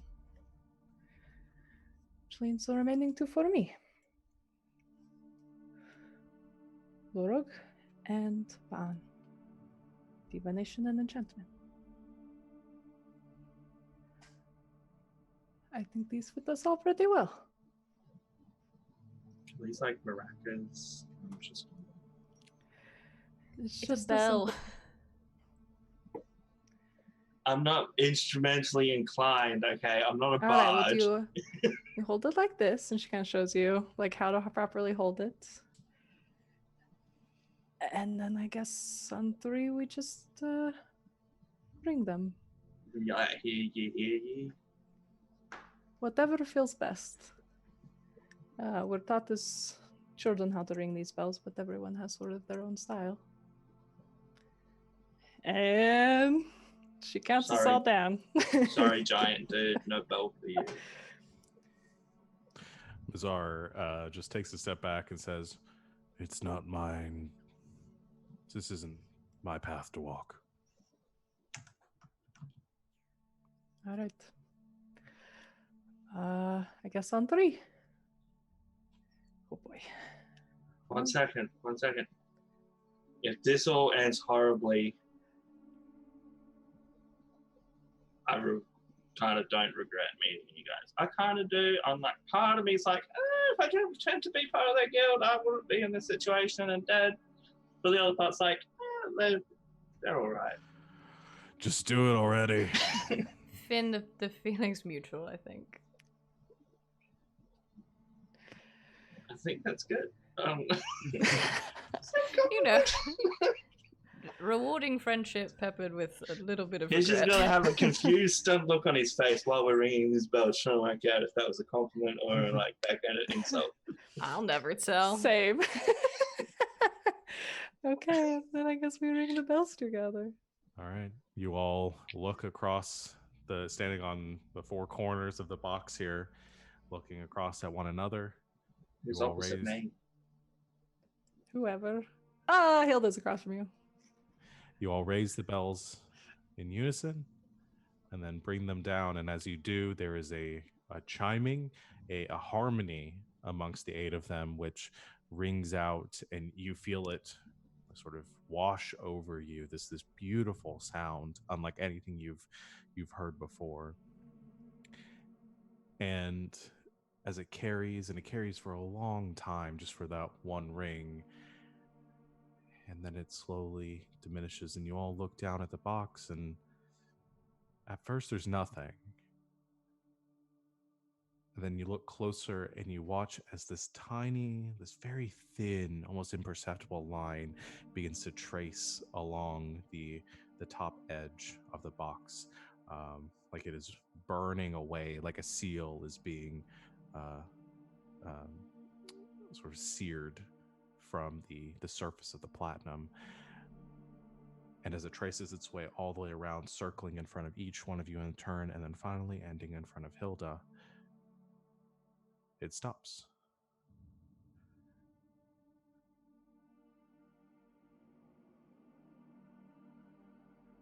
And nothing happens.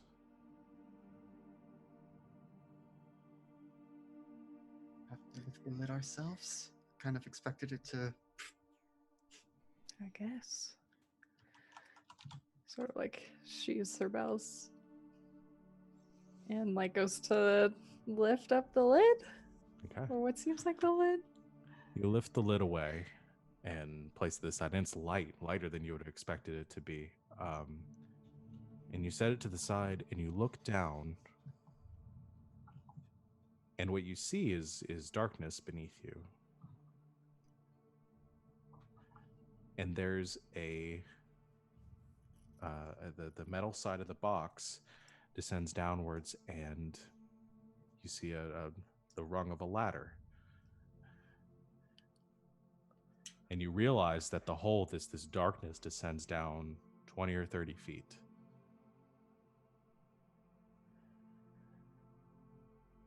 I think this box is a portal. Do I see anything at the bottom? You see a worked stone floor at the very bottom.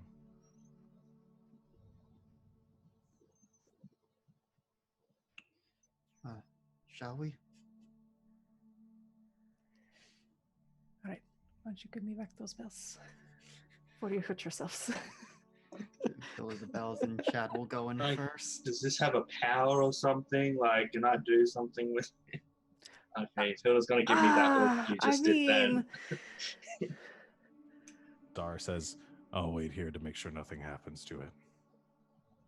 If you close this lid on me, I will come. Also, thanks for saving me. But you know I will keep my promise. You all, one by one, climb down the ladder into this chamber. And as you reach the bottom, you find yourself in a stone room. To one side, you see a passageway that looks long collapsed.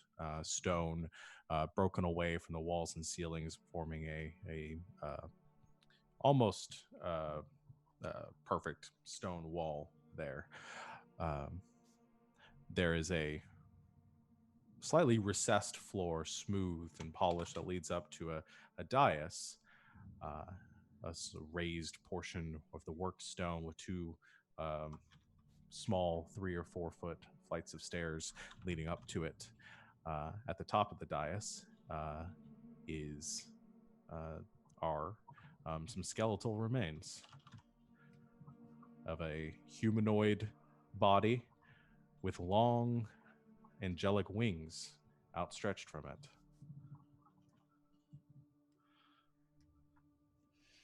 know who that is, but I have a feeling they were a dick. Yep, I can tell. I'm putting it down to the wings. They were a dick. Amazing people probably killed this thing. And you see across the room a archway leading into another chamber beyond, and you can see a faint blue glow coming from that chamber. Seems like that's where we should head. You walk that direction, leading into this smaller antechamber. And from this raised portion that descends once again, and on the opposite end of the chamber, you see a circular stone well with a pool of water, or a water-like substance glowing along the surface.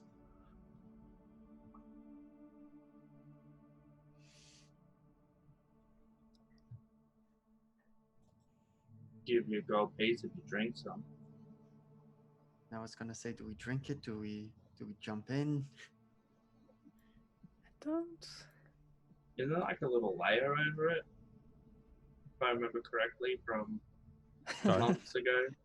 What is the question? Isn't there like a little layer covering it? Yeah, of like this layer of I mean, like I said, it looks like the surface of water. There is like a thin kind of membrane to it.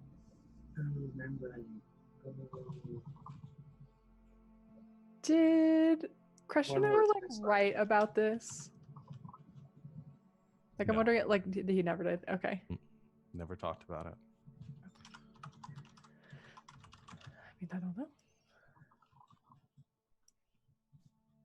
Do we see the little cut? If I remember correctly, we made a little cut. Sure. I remember correctly, we made a cut just to make a little bit come out. No, that's not there anymore. Yeah. Well. Can I touch the membrane? I brought my rapier because I thought the beholder was going to cancel my gun. So that's like the handle. I don't want to pierce it. I just want to kind of nudge it, just see if it attacks. You touch it, kind of nudge the top, and it ripples as it does so, but does not react in any other way if you don't pierce it. Well, we didn't come this far to just stand around, so if I explode or something, try and back away. And Chad's gonna move up and cup his hands and drink it. You want to break the membrane? Well, Okay. You reach through it, your hands piercing the top of this liquid membrane, and as it pierces in and you pull your hands out, you do see this energy sort of spilling out from it. However, as you lift up your hands, it sort of just evaporates out, and you feel this surge of energy around you. It just sort of pours over you, and you all see like Chad enveloped in it. As this energy passes over, you just feel this pure magical essence. That the hairs on the back of your neck stand up. This just strange otherworldly sensation, but it just vaporizes as soon as this happens, and that hole remains, and this energy sort of pours out from it. And Chad, as you do this there's a fairly sizable hole there. Now you can see through it and down. There's that mist of swirling energy, and you see maybe 5-8 feet down, there's a shape in this well, a humanoid shape.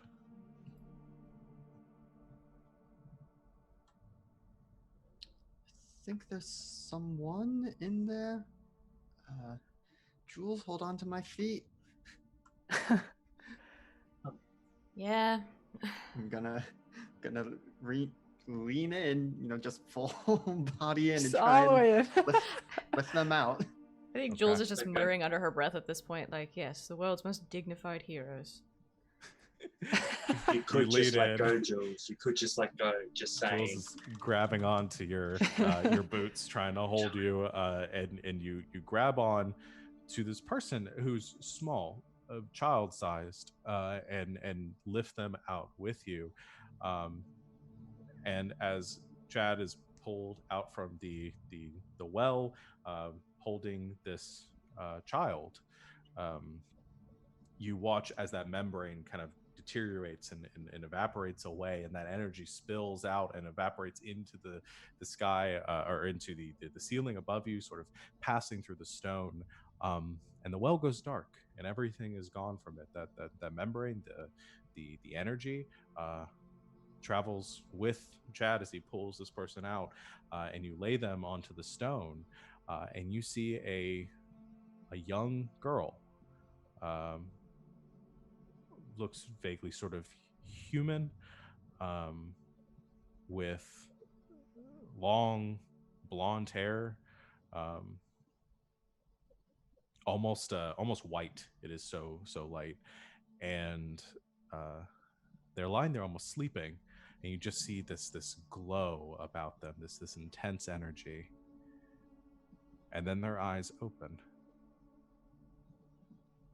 and they have these crystal, or these clear, golden eyes, um, that just pierce up at you with, instead of dark, black irises, with just white, pupils in the center, not irises. And as they stare over all of you, they smile. Hi. Who are you? Well, I'm Chad. That's Jules. This is Hilda. That one there is Finn. Hello. We weren't expecting anyone down here. I wasn't expecting anyone down here either.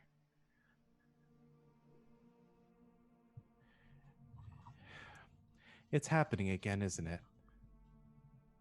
Again? Did the universe nearly fall apart before? Yeah. A few times. Then yes. What caused it the previous times? It's a long story. Child, who are you? Sorry. Who are you?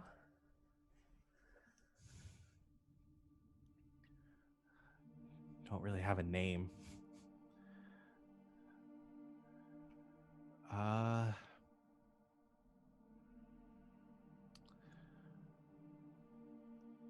Wait, kid.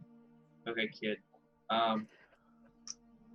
Big evil dude, black dragon with like night sky wings, end of the world, void stuff. The void, yes. Can you You end need it? me to stop it. Yes, that's why we You came can tell here. us how to. You don't really want to end yourself. It's not really that simple. Yeah, it is. I can help. For a time. Like I did before. We would be grateful. Sure. Well, come on. I guess we better get started then. And she snaps her Yes. fingers, and you all are teleported instantly. And you find yourselves all standing on a mountaintop with this rushing cold wind just searing your bones in an instant. This just like brutal cold. All of you except for Jules probably feel the bite of it, and you stare out over just this huge expanse, and you can see grasslands and hills and trees and forests and everything stretched out as far as you can see, and you're not entirely sure where you're at because none of you have ever been to this vantage point here, but you're at the top of the highest peak of a mountain along this range, wherever you might be, and you look up and you see that void in the night sky once again, and you see this dark portal with these tendrils coming out from it, and the girl is standing in front of you and looking up at it, seemingly unperturbed by the the energy or the cold around you. And she lets out a sigh. And she looks up and she turns back to all of you and she says, I don't know. I don't really want to do it this way again. Is there another way?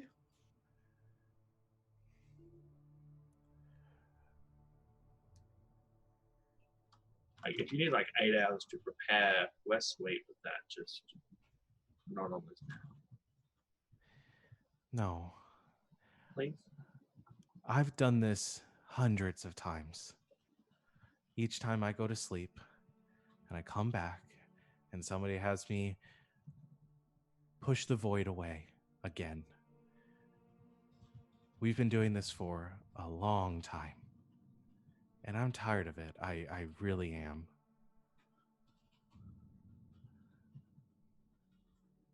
I mean, how would you feel if you woke up every day and had to do the same thing and go back to sleep and hope that it would just stick this time and hope that somebody wouldn't mess it up? I mean, I was going to say after this is over, we should get you back out of the hole and take you for ice cream or something. But there's not an option. If I do this again, then I have to go away again, or else somebody will use me to start this whole thing over. Is Like there I'm sure another they way? did before. Maybe. You probably won't like it. We've done a lot of things we don't like. Run it by us. I have some Yeah. pretty weird, freaky stuff I enjoy. Now is not the time Just for like that. And she is a child, Finn. just gives him a look. She's older than all of us, okay? She looks around and see you all sort of freezing and kind of chattering and stuff as you're having this conversation, and she snaps her fingers again, and you are now standing on a beach at sunset. And again, not entirely sure where you're at as the waves lap against the shore. It's warmer here. You still see the void in the sky with the energy pouring out from it. And she says, I've been doing this since I'm not sure how long. I create things and the void destroys it over and over and over again, and it just kind of keeps happening forever. And every time I try to lock away the void, somebody eventually brings it back. Gods, people, creatures. So I don't really want to keep locking a door just to have it opened again. So I'll give you the choice. Same choice I try to give everyone else is that you can either do the same thing. You can lock up this void, push it away, sweep it under the rug one more time. And this will probably just happen all over again. Or we can stop it for good. The catch is I have to go away too. Which I'm fine with because I'm tired of getting up and having to do all this. Really. I really am.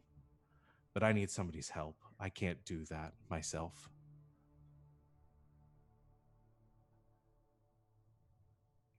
I can help you seal the void away and whatever brought it out this time. I'm assuming some sort of demigod or something like that. It's usually what it is. Yeah. I can help you. But then I go away too. And it seems like you and you and you and kind of you all tend to use the gifts that I give you. Give your well, your world.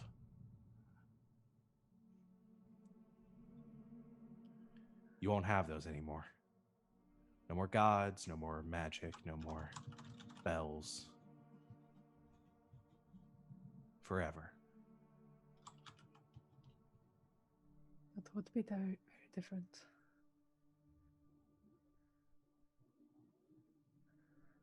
But no more world-ending calamities either.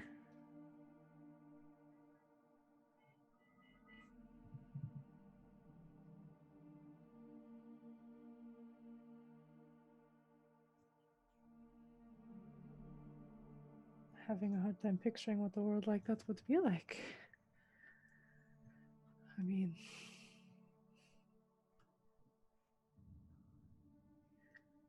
I've dedicated my life to what you say is your gifts.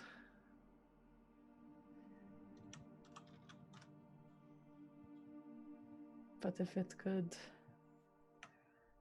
protect this world and its peoples forever, I don't know.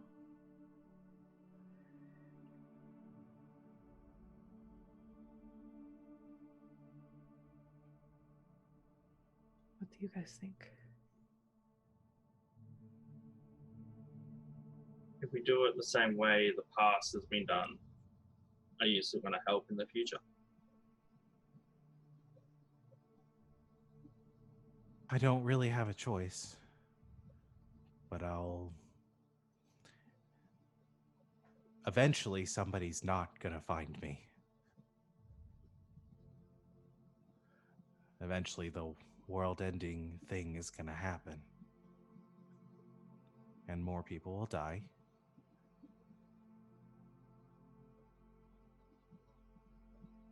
So,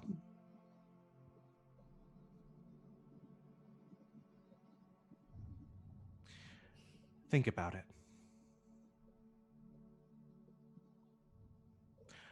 I'll put you back where you need to be. And she snaps her fingers again, and you all vanish, teleporting once again and arriving in Quildon, in your guild hall, on the teleportation circle. We just left the giant dude in the mansion. I hadn't finished Azar's my like, drink. What's going on? Is he with us? Mizar is not. He's still in the mansion. Yeah. You'll be fine. But that's where we're gonna go take our break for right now. So think about it, and we'll be back in a few minutes, everyone, for the conclusion of the session. So stay tuned.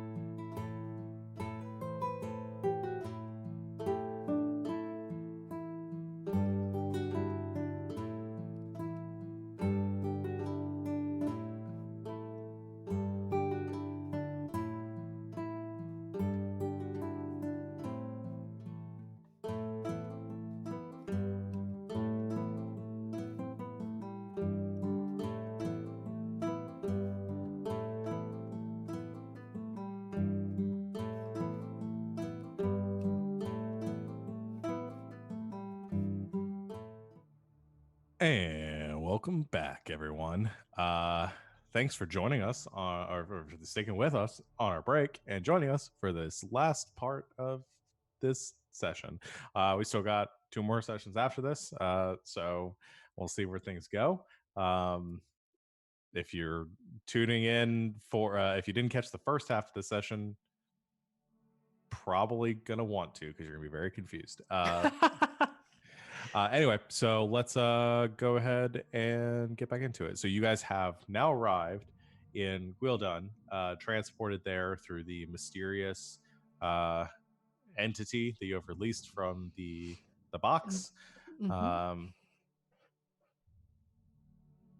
What do you do?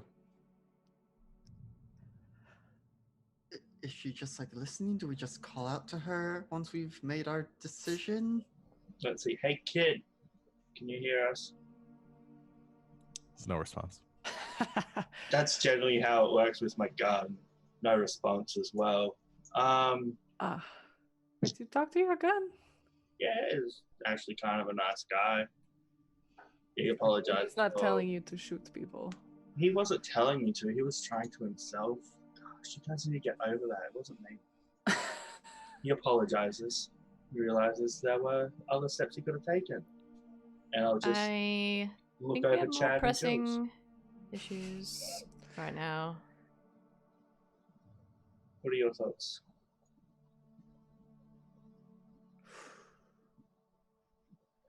It's hard to imagine a world where there's no magic.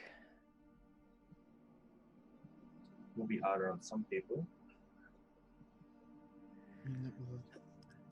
As much as I don't, use it myself, I don't wield it. It's, pointing down at the circle, this has allowed me to reconnect with family much more easily. But Healing magic. Will healing potions work?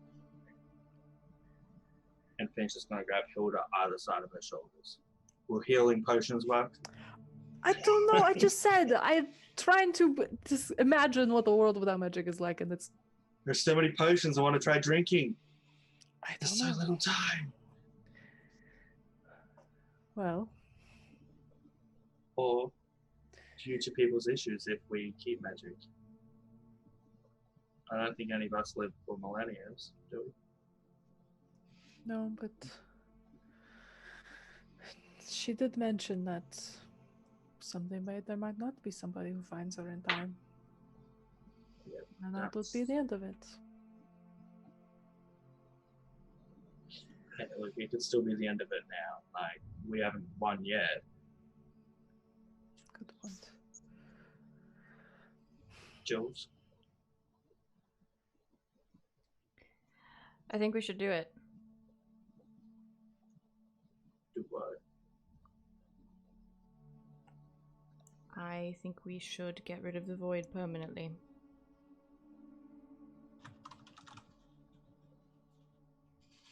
That does mean no gods. I know.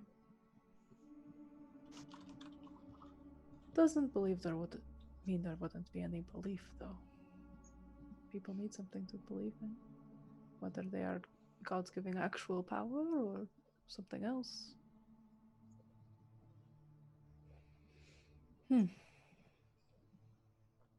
I dedicated my entire life to protecting what Gethys made. It sounds like Not this gonna could stop protect now. it for good.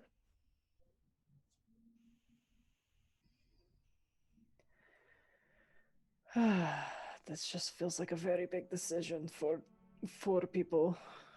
I'd rather us make it. I mean, when you think about it, we had a little bit of the Arbiter in us, so we kind of were the ones, in a way, to make the decision. Yeah. but we didn't make that decision. Not that one. That one is a crazy person's choice. We did have part of the Arbiter which made that decision, so technically we kind of did. By that Okay. same logic. Is it though?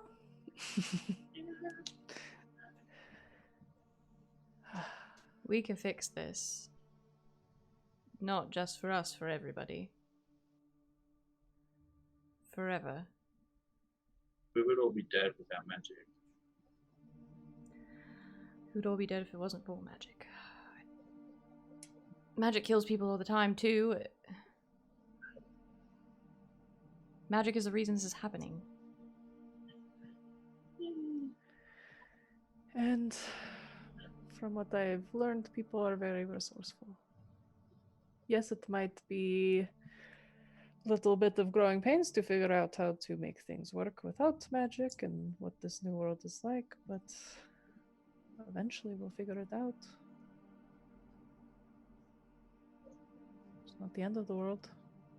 Like that is definitely the end of the world. Life without magic, maybe not necessarily. Don't worry, I'll teach you all how to fight without magic. It's not that hard once you get the hang of it. Hey, you know, I'm Speak for pretty good with a yourself. crossbow. Seems like a lot of effort. I see thought you out were gonna there training retire. all the time. Yeah, but I thought you used magic. Gosh. You'll get on. What if we had an arbiter on that side of the void, which was all nah, you chill here. I'm super powerful. You're never getting through.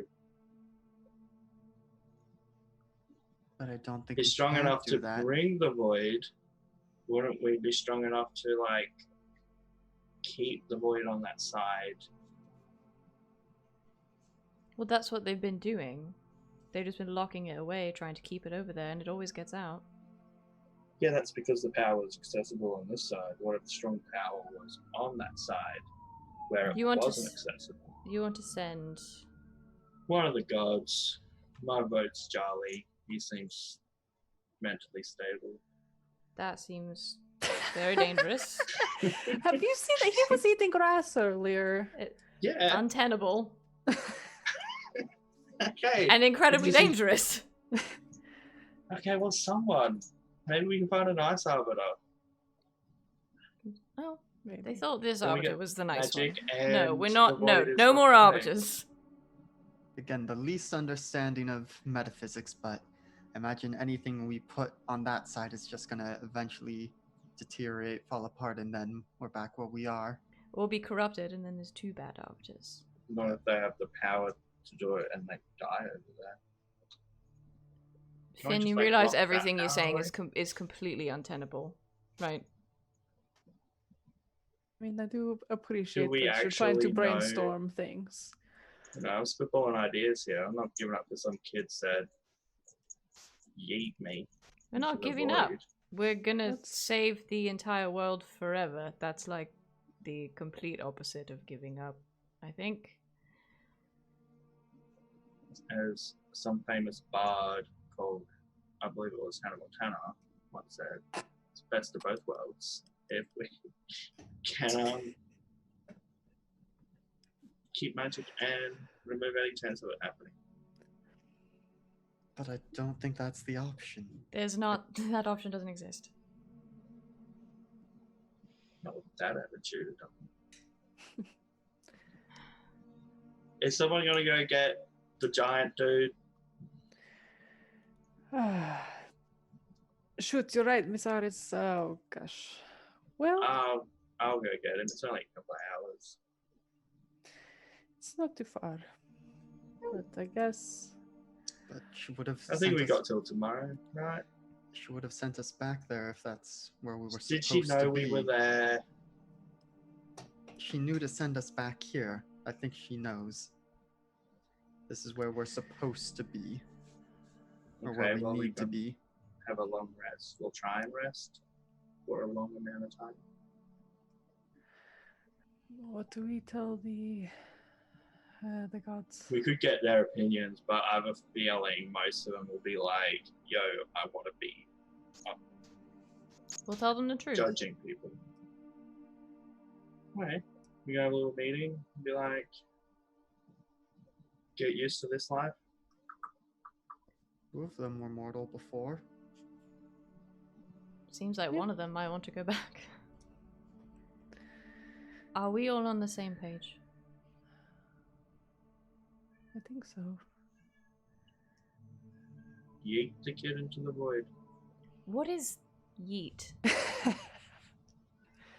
Yeah, you keep using that phrase. I'm trying to see if it's going to catch on. I'm a bit of a trendsetter. Okay. What is it? I really don't know. I don't understand. We generally just call that throwing, I think. There is a word for that. Kind of I was using strength and effort. This is less of a... It's a metaphorical throwing. I'm going to have to go to the gym after this. Alright. You sure we don't just want to leave this for future generations to deal with? That's We're what in a they did position to us. do something about it now. We need to do something about it. I'd rather not leave it up to someone else. Because I mean, look at how close we came to not succeeding. I mean, Kurlock ate a dick and nearly threw everything out of whack. And He ate a person. who was a dick? Oh, was a dick. metaphorically. Who also had a dick, so he did eat a dick. Now, do you But- know that? Making a lot of assumptions. Yeah. How well did you know, Sarith? Matthias, Wait a we minute. have a question. No.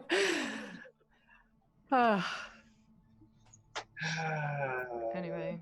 I don't like it, Okay, but but we have to just do things that throw- we don't like, especially if it means that it will just throwing it out there. protect If everyone. I there guess. is a possibility to get the best of both worlds, that's priority A. I If think it's if that was an option, we would have heard about it by now. We only and just heard about this one like a minute ago. it probably would have already been taken in the millennia before this, however long it's been. No, because that would mean something or someone has to be left on the other side, Well, which is even more depressing. let's explain the situation to the gods. They've lived for however long. Maybe they will have ideas. Maybe they won't. But they should These are the probably same know. guys that caused this previous issue in the past. Yes, I think we should let them know. You're just really hung up on them making a mistake. Have you never made a mistake yourself, Finn? No, never. I'm actually perfect. People used to call me nobody because nobody's perfect, and that's me. I'll go to the gods. Yeah, let's round everybody up. So, for the sake of expediting the process of explaining all of everything to the gods, because you guys also want to take a long rest. Mm-hmm. Yeah, I'm off to my room now. Okay. You gather up just the six and anyone else. I mean, do you tell Matthias or Azon? Yeah, I think Matthias probably deserves to be roped in on this one. Yeah, he started us on this Sort adventure. of led you towards this destiny. Yeah. So, Wait, can I like You. call? I forgot I have spells. Since Yeah. I might not for much longer. Can I call Mazar? Yeah, do you a can. sending spell and be like, we're home now. well, okay. Should I stay here in the magical mansion or should I come back? Do we want him to come back? Is the box still there? Do we need? Oh, I guess we probably need the box. The box is still here, by the way. I'll tell him to come back and bring the box. Tell him to bring the box. Okay. And, And my horse. He'll do so then. Shouldn't take too long. He just has to find the portal, go back, then come back through the stairs. Couple hours. Yeah. Okay. So you round up the six gods and you tell them that you just lay things out straight. I tell them. Okay. There is a long silence after you explain it to them. And I feel like I just told my parents I'm going to art school. yeah. Breaking. Do you tell them your choice that like this is what we're gonna do? We're gonna seal off the void and stuff. And after the silence, you just hear. I think breaking it.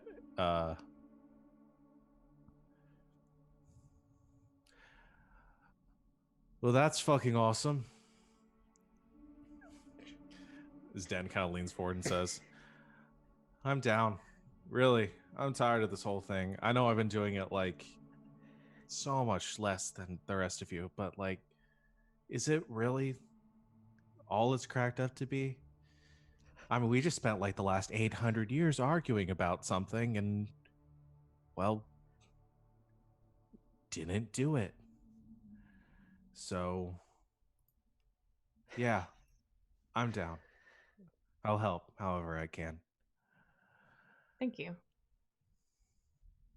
And the others kind of look to each other. And I think Arisha also speaks up and says, well, this does affect my domain, I think, slightly more than the rest of you.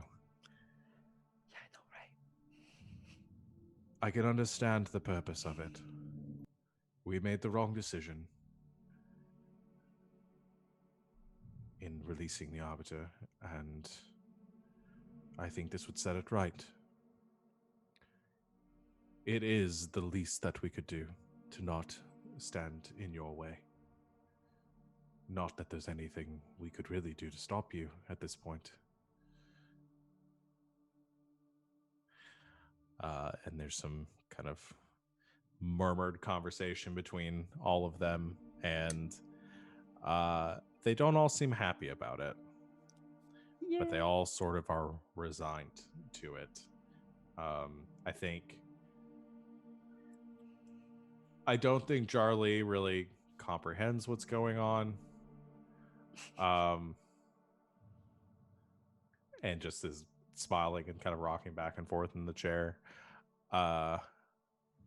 Gethys sits there solemnly, nodding, and does not object. I think Kune is much the same as Gethys. I don't think, again, that has not been a god for very long. Doesn't have any immediate objection to it. I really don't think any of them do. And I think you get this brief glimpse into something that no mortal has ever glimpsed, and that is the inner motivations of the gods themselves. And the six have been doing this for so long and have been put through such sort of torture to do this, and were imprisoned for millennia and targeted and have been consistently under threat. I don't think any of them object to it. And I think there's slow, after probably 20-30 minutes of conversation, the slow acceptance of this decision.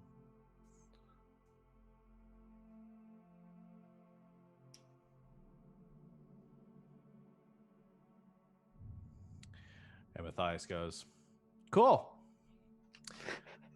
So, what's next? Sleep. We need Mizar to come back with the magic box, we think, and then we go and fight a void dragon or something. Or something, yeah. She didn't really say exactly what would happen. And Gethys says, did she, this person, tell you anything? We had no knowledge of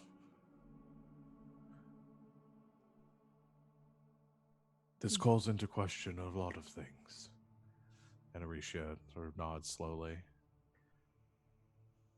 I'm beginning to realize that maybe our place in all of this wasn't quite as important as we initially thought.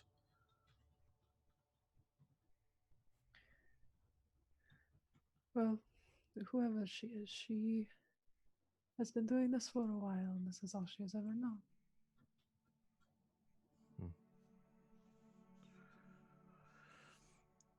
We will lend any aid that we can in the coming fight.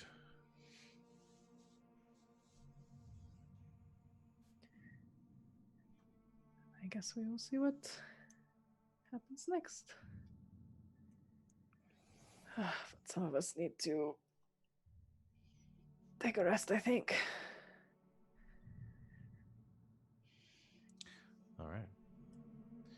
you all head off to rest for the evening. Is there anything anybody wants to do? Any conversations that they want to have?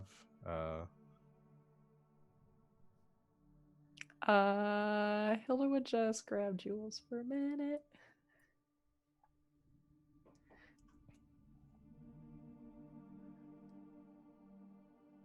Finn's being all weird about you and your dad, just so you know. I mean, bizarre, I should say. Of course he is. Just so you know. I haven't said anything, but it also just reminds me that maybe you should talk to your mother about this. Don't really have time to travel all the way And you're home. muted. Huh? Hello? There you go. I don't really have time to travel all the way home. I mean, do you have any more magic? Perhaps you could contact her?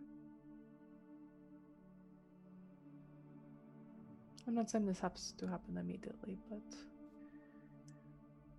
in case this doesn't pan out, maybe it would be good. Yeah, you're right.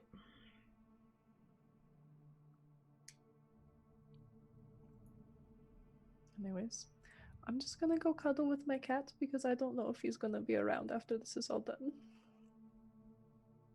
It's very sad. I know.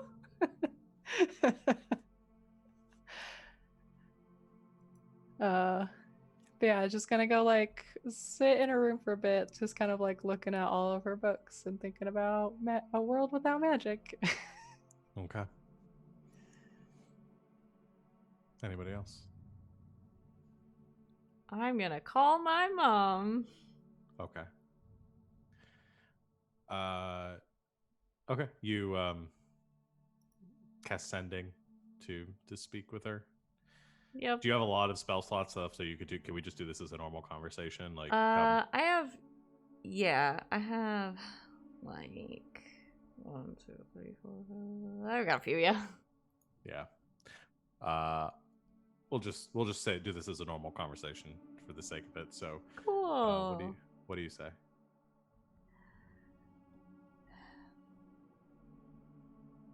Things are getting very serious. What? What's going on?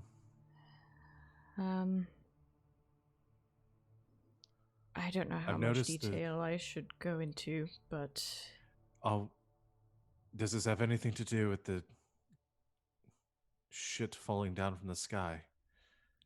yes. Great. And I assume that you're going to stop it. Going to try. That's my go.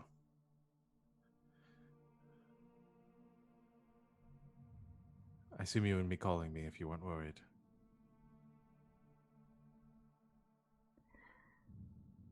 Well, it's no avalanche, but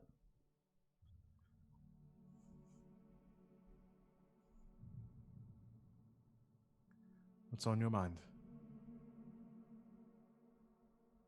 I met someone I think you should know about.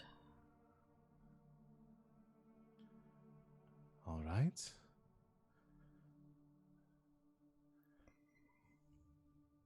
His name is Mazar.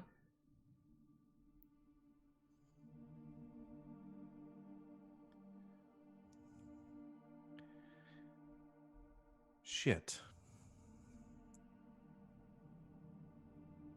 That bastard's alive then.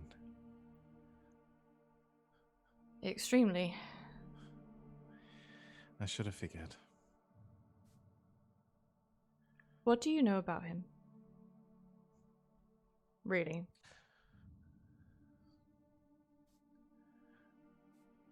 I know he's a stubborn man.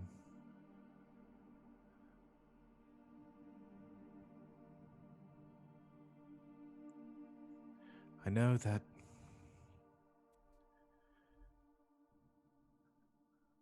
I loved him like I don't think I could love anyone else. And I still do, despite all of his faults.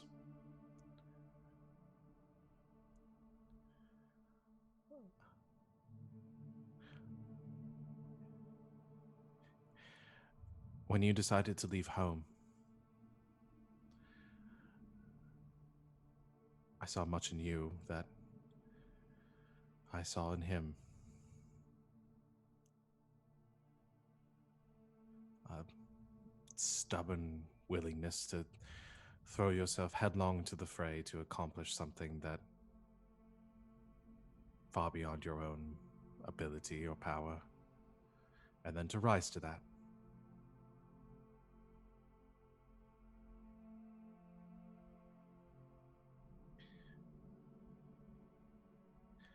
I assume he told you who he is. He sort of had to.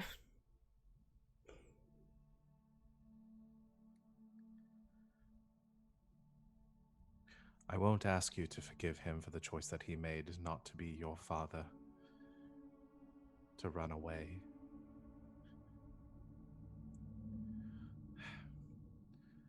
Fuck me, I don't think I could forgive him for it.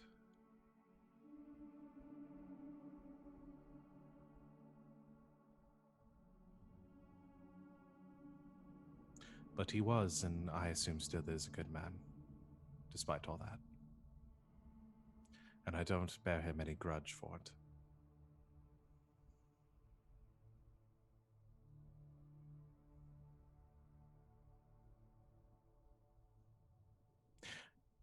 If he decides to come this way, assuming the world doesn't end, you can bet I'd have a few words for him and perhaps a broken chair, too.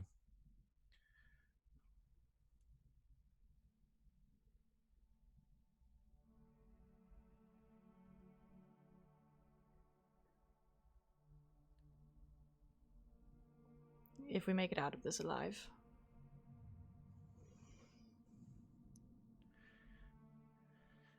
I know you will.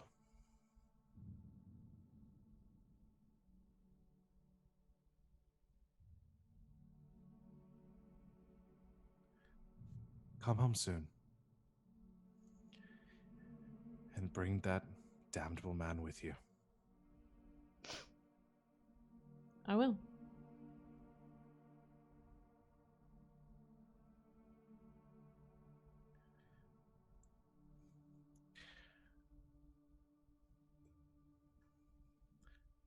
I love you, Juliana. Love you too. Be safe.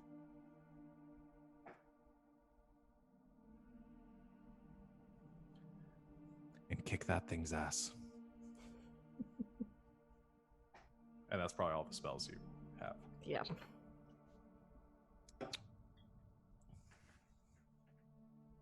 think Chad spends part of the evening, keeping a watch outside, seeing if things get, noticeably more severe in degree. If it's like, oh, we don't have time to sleep, I need to go get everyone. We need to do this now. But while he's doing that, it's just casually using thaumaturgy to just make things shake and basically use it as much as he can before it's like, oh, I can't do this anymore. Okay.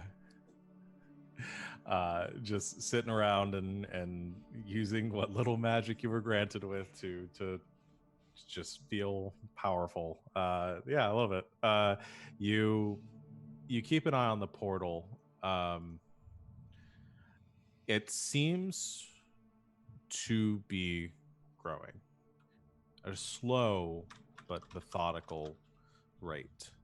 And you watch as continuously just hundreds of objects falling down. And again, at the scale it's at, as far up as it must be, and considering that it seems to be visible from all across the world, you aren't quite sure the nature of it, given that it's magical and it's not really Chad's wheelhouse. But you watch in kind of this hypnotic way as everything is just sort of falling away from it. You don't notice any immediate threat. I mean, it doesn't seem like it's getting substantially worse right now. It's just continuing, and with each passing hour, more damage is being done. But there's only so much you can do about that.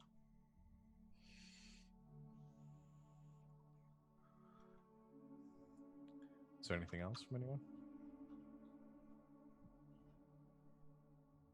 Okay. You all get your long rest. The evening passes.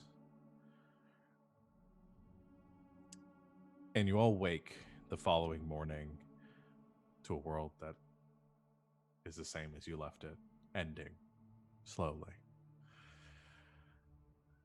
There's this strange calm to the city of people going about their daily lives the best they can, not quite sure what's going to happen or how this is going to end. It's this bizarre just conflict of realities. At some point in the early morning, you hear a bell chiming, an alarm bell chiming from the gates of the city. You look that direction, leaving the guild hall, and you see the gates opening down the road where you're at. You're at a higher vantage point within the city, and you can see down towards the gates, and you see a figure charging and running towards the city. A very large figure, that of a giant, sprinting at a dead pace towards the gates. And in the distance, you see darkness. You see a sea of black as hundreds and hundreds of these dark void spawn are crossing the fields and the valleys of Ishfornen in a wave from the western edge of from the western horizon moving towards the east. And it's not like a consistent wave. It's not a marching army. It is a tide that is coming in. And as more people are beginning to notice this, and the guards are beginning alert to it, and not battle lines are not being drawn, people aren't sure how to react because this is destruction on a unknown scale. You see Mizar kind of entering through the city gates, ducking under the large archway, and looking up towards the guild hall, and seeing those of you looking out, gives a panicked nod as he begins to jog up the city streets towards the guild. And in that moment, there is another noise. You hear another crack, splitting the heavens once again. And you see that portal, which has been steadily growing with things falling away from it all through the night and the last day. You watch as that tide, the rain of darkness coming down from it seems to stop. And then you see from that dark shadow, from that gaping maw in the heavens themselves, you see two sources of light immediately appear, like the eyes of a massive beast. And then a rushing of cosmic force as descending down from this gap, from this opening that spawns forth the void, you see the dragon appear. A world-devouring, gargantuan beast. Its wings spanning larger than any creature that you've seen before, descending down through space and time itself and crossing past the line of the sun, partially blocked by the view of this void. And it lets out a shattering roar which seems to shake the earth around you as it ascends down towards the world that you now fight to defend. And as this happens, you hear a voice booming out from the heavens themselves.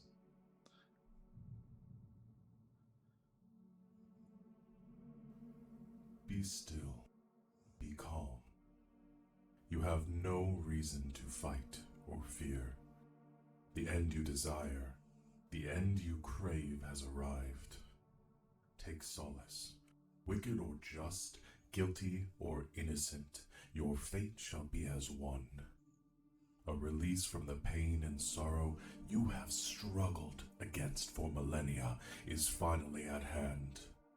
A judgment that has been forestalled by forces beyond your control is delivered. Breathe deep the coming void, for it is your salvation.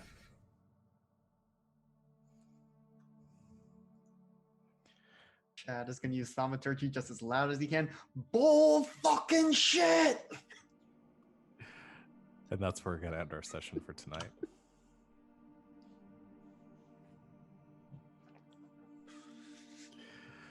Oh my gosh. Sean, that was spooky. Thank you. Thank you. That's what I was going for. Oh. I hope that came through. Okay. Good. Oh, that was so good. Thank you everyone for playing. We are getting right in there. We should, like I said, we're probably gonna have I don't know if the next session is gonna be like the finale and then we'll have an epilogue afterward. It kind of depends on how things go as to how much time we're going to have for like sort of an epilogue and a conclusion and kind of a wrap-up session. I like to do wrap-up sessions, but we'll see because I don't want to rush the next one. So but we will be back in 1 week's time to pick that up and see where this goes. So thank you guys for playing. Thank you everyone out there for watching. Tune in tomorrow to see the premiere of our new Pathfinder campaign at 7:00 Eastern time. We're going to be playing some Pathfinder 2nd Edition in the Pursuit of the Black Kestrel. I'm going to be running it. A lot of these fools are going to be here, so come hang out. Then we'll have, after that, Tidefall on Wednesday. And back at it on Saturday nights on Saturday. Anything you guys got before we wrap up the stream for tonight? Okay. Nope. Thank you all for being here. See everyone in a week. And until next time, good game and good night, Internet. Good night. Good night, Good night, Internet.